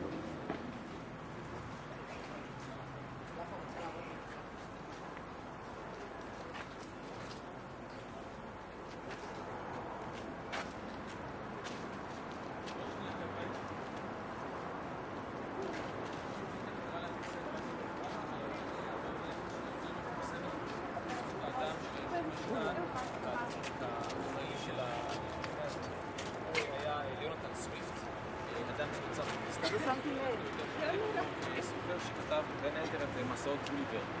אבל הוא היה אדם מאוד נחמד, אדם מאוד טוב לב, שתרם המון מכספו למען העניים, וחשב שדתות זה גורם שבעיקרון הוא מפריד, ושיש לעזור לכולם, ושזה לא חשוב מאיזה באמת דת אתה נמצא. לכן באזור הזה שאנחנו נמצאים בכל המדינה הזאת, הוא עזר לשכן למעלה מ-5,000 הוגנותים, זה סוג של צרפתים פרוטסטנטים, קהילה צרפתית פרוטסטנטית שנאלצה לברוח בצרפת בעקבות הפרעות שהצרפתים הקתולים עשו להם שם. חלק שהגיעו לכאן לאירלנד, הוא שיקן אותם פה היה ממש אוהלים שלהם, הם ישנו כאן, ולמרות שזאת הייתה כנסייה קתולית, הוא אפשר לפרוטסטנטים לחיות כאן באין מפריע, והטיף לאחווה ביניהם. הוא היה אדם מאוד מאמין, הוא גם נתן דרשות כאן יום-יום למעשה מהקתדרלה כמעט עד מותו, עד שהוא לקה בשבץ. הוא היה מאוהב בגברת בשם אסתר ג'ונסון שהייתה האהובה שלו, אבל מעולם הם לא ניסו. כפי הנראה, הסיבה לכך היא שהיא הייתה קרובת משפחה שלו, הם היו מאותו אבא. אדם בשם וויליאם טמפל, ששמו נקרא טמפל בר, הוא לקח אותו תחת חסותו, הפך אותו למזכיר האישי שלו בתחילת דרכו, ועזר לו וקידם אותו. אותו אדם גם עזר וקידם אותה. רק בשלב מאוחר יותר, כפי הנראה, נודע שהיו קשרים ביניהם, וכנראה שהיה קשר משפחתי בינם. לא לגמרי מוכח, אבל זאת הסיבה כפי הנראה שהם גם לא ניסו מעולם. אבל הקתדרלה הזאת היא קתדרלה מאוד מרשימה. בפנים יש דלת, שבתוך הדלת יש חור גדול, ושני פסלים משני הצדדים שלו של ידיים מושטות מעבר לדלת, כדי להראות ששום דלת לא תפריד ולא תגבר על האחווה בין האנשים. זה הרעיון שאנחנו מסיימים כל הזמן. עוד דבר שיש כאן בהתחלה, אנחנו נלך לראות, זה הבאר שאומרים שפטריק הקדוש הגיע לכאן, הוא בירך את הבאר הזאת והשתמש במים שהיו כאן כדי להטביל את התושבים הראשונים במקום, הבאר של סנט פטריק. כאן מאחורה אתם יכולים...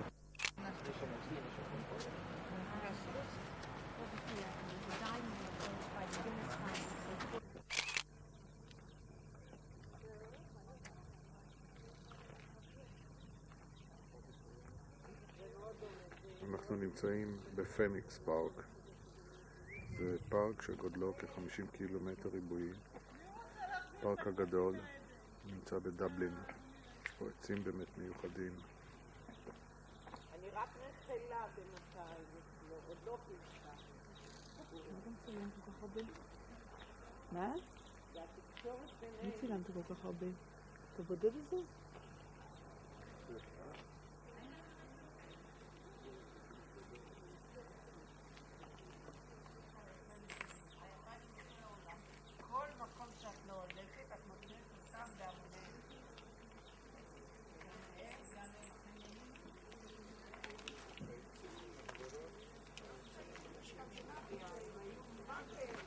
זה הבית של נשיאת אירלנד, שבחלון העליון דולק אור כדי לסמן לכל האירים לחזור הביתה. מתכננת לרוץ למשרה קדנציה נוספת כל 7 שנים.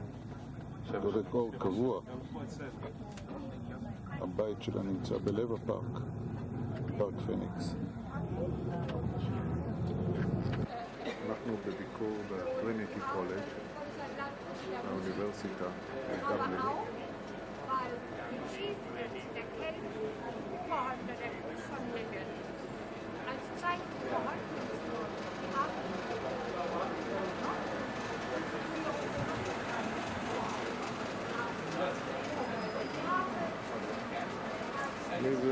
סטודנטית. זה תוך האוניברסיטה, החצר הפנימית.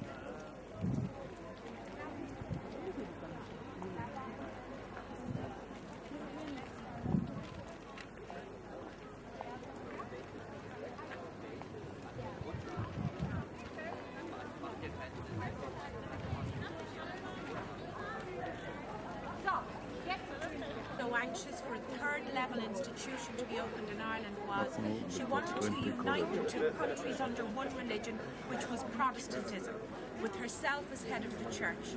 What was happening at the time in Ireland were young people had to go abroad to be educated, so they were going to France, Spain and Italy, three Catholic countries, and coming back with even stronger Catholic views, and she wanted to stop that. So she opened up this university.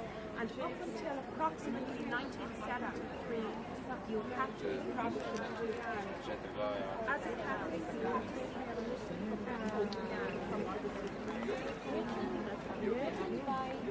האוניברסיטה הזאת, אוניברסיטת טריניטי, נבנתה ונפתחה למעשה על ידי המלכה אליזבת הראשונה ב-1592 מתוך מטרה שזה תהווה כאוניברסיטה פרוטסטנטית עבור הקהל הרב שחי כאן.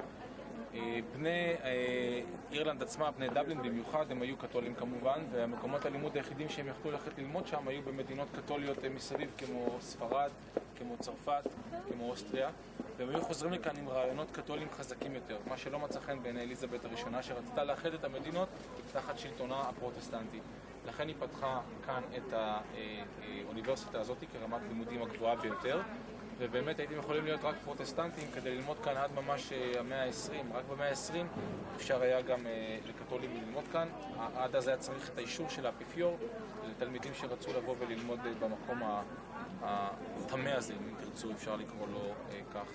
ובאמת היום זה כמובן משמש את כל בני העיר, גם סטודנטים מהאיחוד האירופי, כל מי שרוצה יכול לבוא וללמוד. הוא היה כאן למעשה המנהל האדמיניסטרטיבי של האוניברסיטה.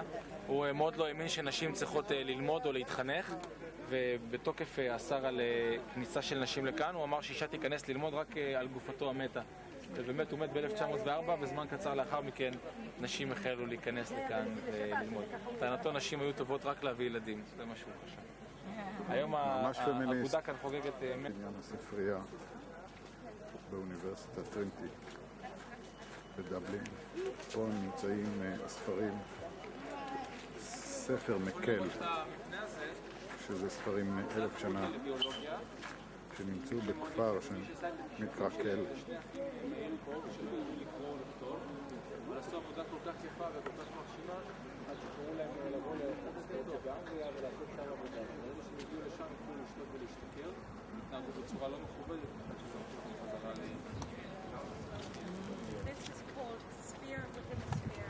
בטיול בגרפטון סטריט, ליד פסל של מולי מלון. קיבלנו זמן חופשי עד שעה 3, חפש לאכול משהו.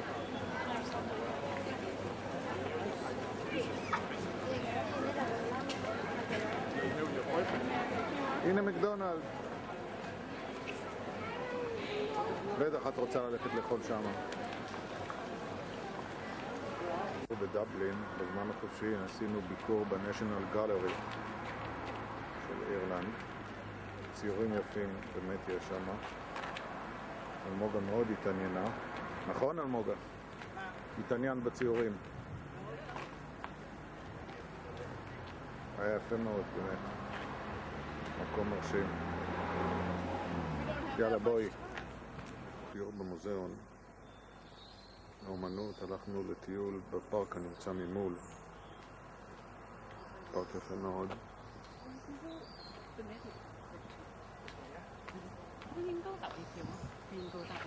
הוא נתקע לי פה.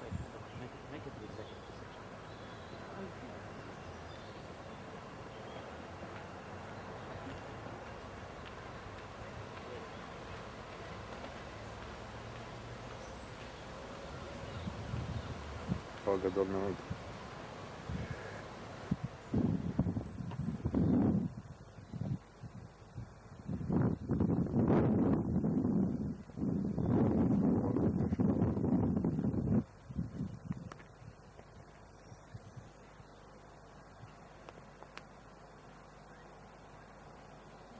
יכול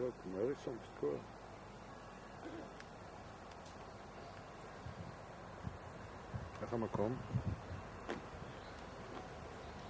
איך המקום? כן? מה אתה מתרחק ככה? אני רוצה להתרחק. צילמת את הפרחים האלה? כן.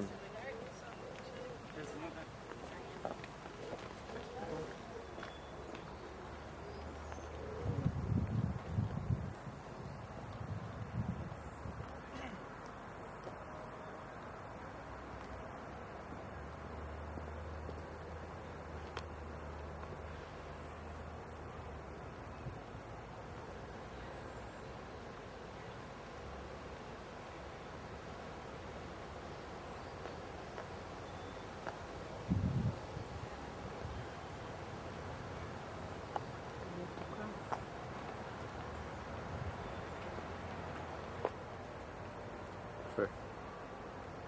באת לחדר שלנו במלון טרה בדבלין.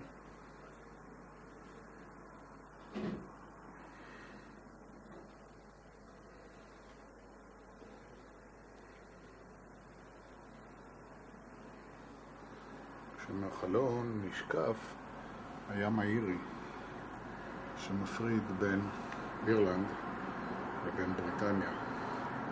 מחר נחצה אותו בספינה.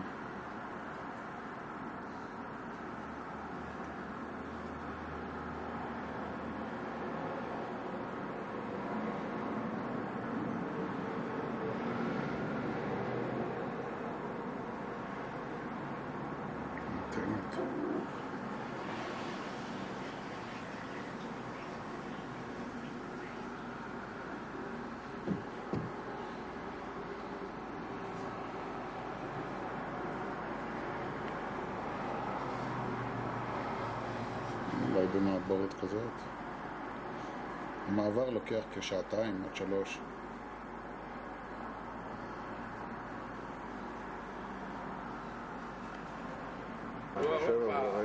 יוצאים לבילוי ערב בפאב בדבלין.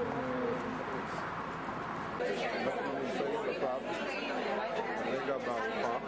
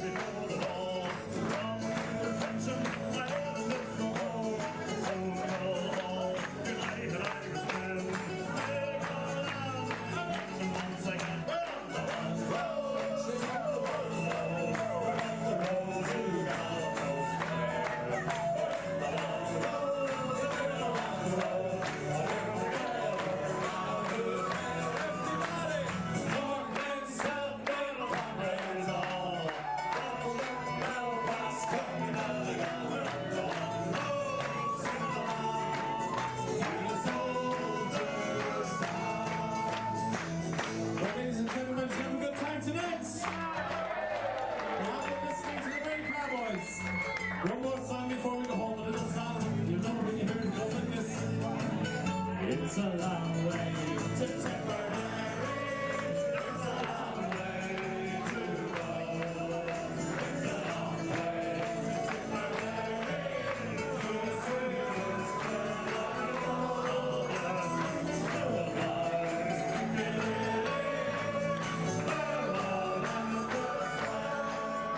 It's a long, long way to Tipperary.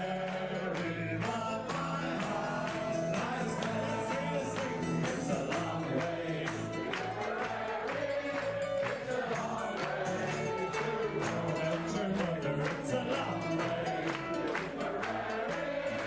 The sweetest girl I know.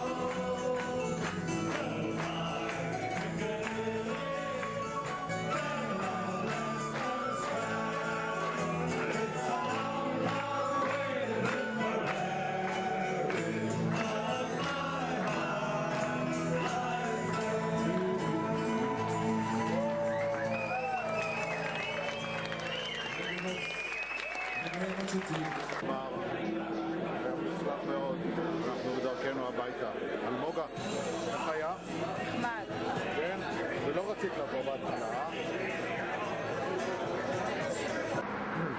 עכשיו בוקר, כבר 7:25, אנחנו עוזבים את המלון בדרכנו למעבורת כדי לחצות את הים האירי בכיוון בריטניה.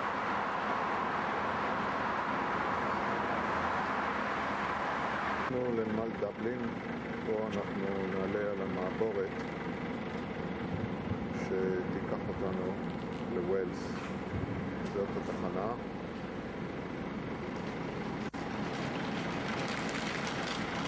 זה האוטובוס שהביא אותנו.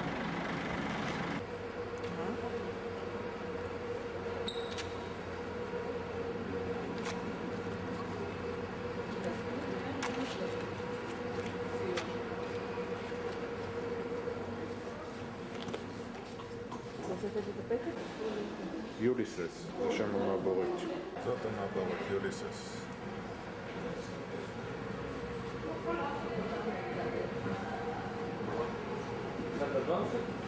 תקנו למעבורת כמו בית מלון מפואר.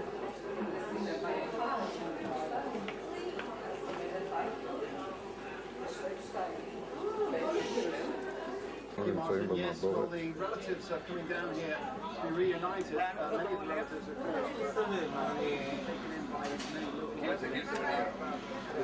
המעבורת עוברת.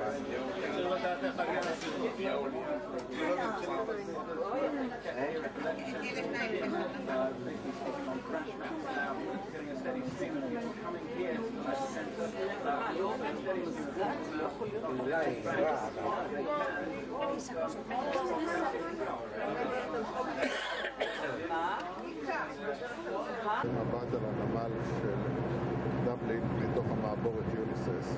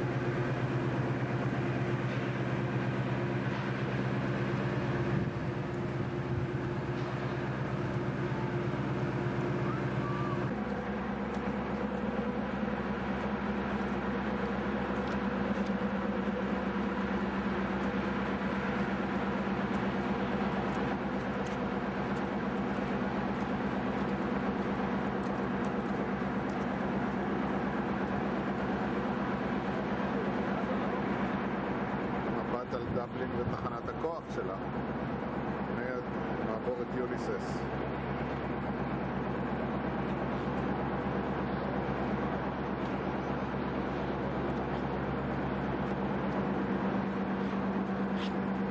מורידים.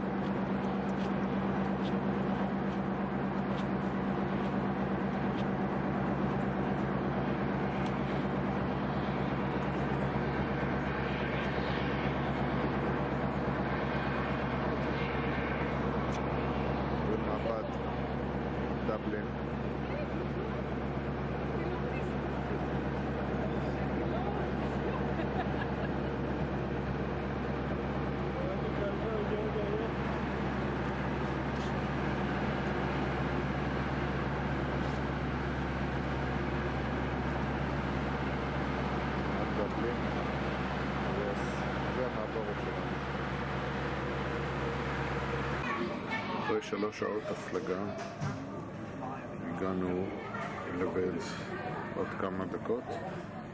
שעה 12 אנחנו אמורים לרדת מהמעבורת.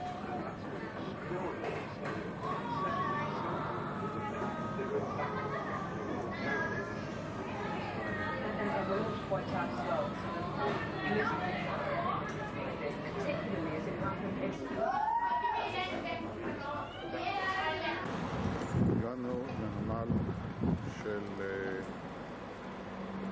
הולי-הד בווילס, אחרי הפלגה של 3 שעות במעבורת.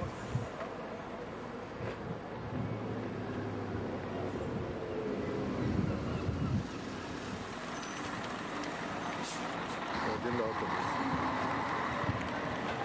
הגענו לעיירה בווילס, בעלת השם הארוך ביותר לפי ספר השיאים של גינס. אני לא יכול לבטא את השם, אבל השם מופיע פה.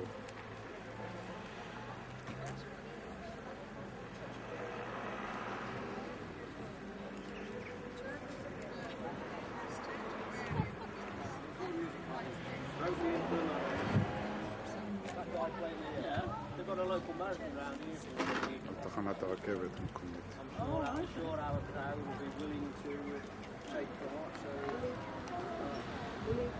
אני שומע איזה קול מוכר. מה? תצלב אחר כך. בסדר. שירו של השם.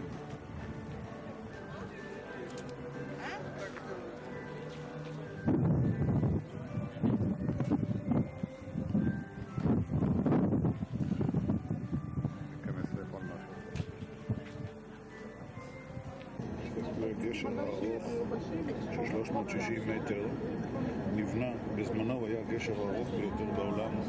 תראו כמה יפה מצד שמאל. זה גשר רכבת.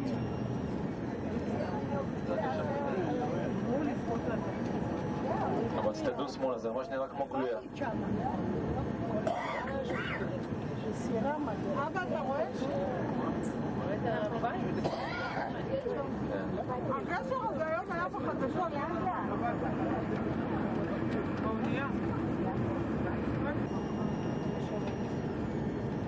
אז כן, זה לא ספק, זה מקום יפה.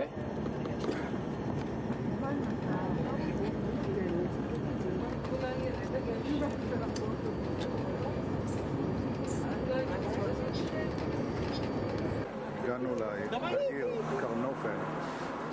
זאת עיר עתיקה שנבנתה בשנת 1100 ומשהו. זו עיר מוקפת חומות שמשמשת להכתרתו של הנסיך מווילס. כל פעם שיש הכתרה של הנסיך מווילס, הטקס נערך פה בעיר הזאת. אנחנו ניכנס לתוך העיר.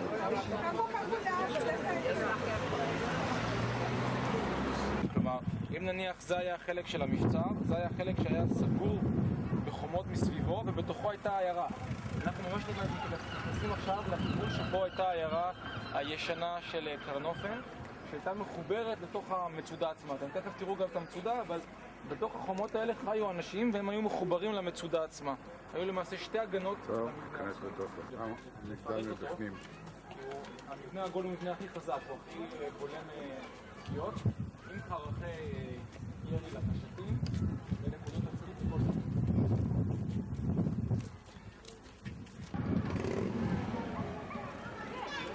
שטר מוכתר, הנסיך מווילס, במצודה בשנת 1100 ומשהו, 1200 ומשהו. מצודה עתיקה מאוד. לאורך ההיסטוריה תמיד הוכתר בנסיך בווילס בשנת 69. הוכתר בו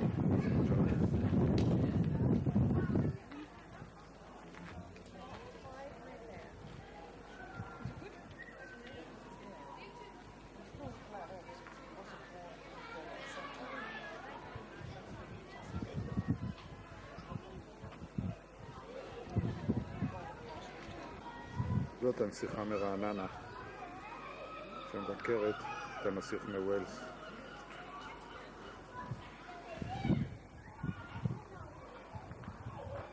העיר עצמה יפה ומשתרעת בין החומות.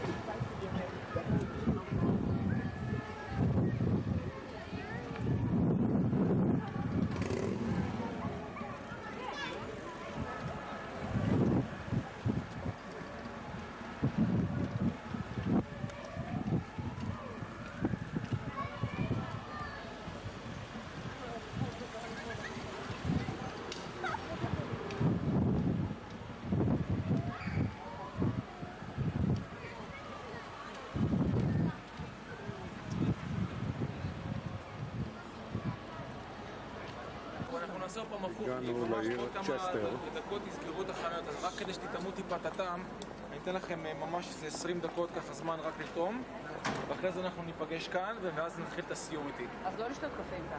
20 דקות, אם תספיקו, כן. אני אסביר הכל, אנחנו ניפגש פה ב5:55, 5:56, על יד זה, בית העירייה. זה בית העירייה, רואים אותו בכל מקום. בית העירייה. ב5:06. ב6 בערב. עכשיו, אתם יכולים או ללכת אחורה או ללכת ברחוב היפה הזה קדימה, איפה שכתוב קוסטה, קפה. תתחילו טיפה קדימה, אל תלכו יותר מדי לאיבוד, תחזרו לכאן ב6.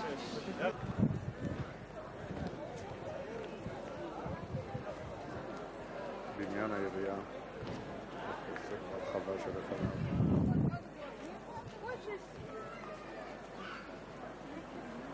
עיריית צ'סטר.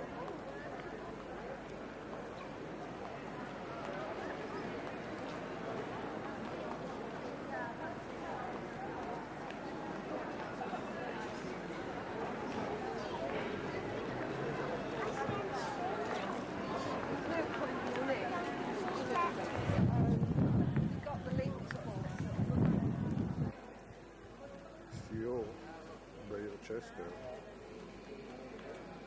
בתים עתיקים ויפים. Oh, sorry.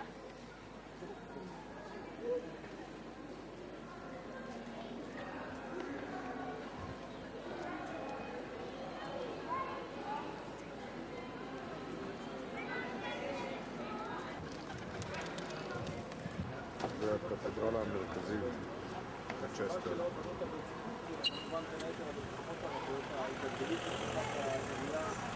שהוזמנה לעיר נבנתה במשך כמה מאות שנים.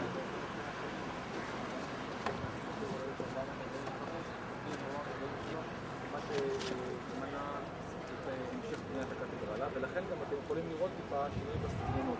בעוד שבהתחלה המבנה הזה אמור היה להיות מבנה רומנסקי חזק. רומנסקי זה סגנון בנייה שמזכיר את רומא, סולידי, קצת, בנייה מרכזית וחזקים, ובבריטניה הוא נקרא סגנון האנגלו-רומניה.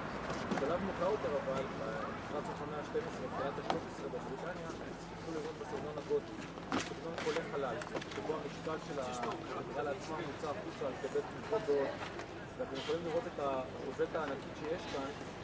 נציג לכם אולי טיפה שאנחנו היינו בקריסייני, נגיד לכם גם כן את המנזר האדיר עם הוויטראז' הענק. זה גם כן ויטראז' מאוד גדול, מה שזה אומר שמשקל רב בפנים אמור להישען על העמודים בחוץ. מאוד יפה, שקיים עדיין בחלק מהערים בבריטניה. הוא הובא לכאן על ידי אמצעי הסחר והסוחרים שסחרו עם אירופה, סגנון בנייה שהיה מקובל במדינות הגרמניות, בשוויץ, באוסטריה, בגרמניה הדרומית, מי שהיה באזור בוואריה, שוורצוולד, הוא מכיר את הסגנון בנייה. זה סגנון בנייה מעץ אלון, בצבוע צבעים שחור ולבן, וסגנון שמאוד נפוץ עד היום בחלקים ממרכז אירופה. הוא הובא לכאן, ושוב זה עוד לסחר ולידע המופלג שהיה כאן לאנשי העיר. מה שמייחד אותו זה שהוא לא בנוי על האדמה, אלא בנוי על פלנסאות. בנוי על פלנסאות בשתי סיבות. סיבה ראשונה, כאן בעבר היו שרידים של העיר הרומית העתיקה, והם לא רצו להתעסק עם זה, הם פשוט החליטו לבנות מעליו. דבר שני שתרם להם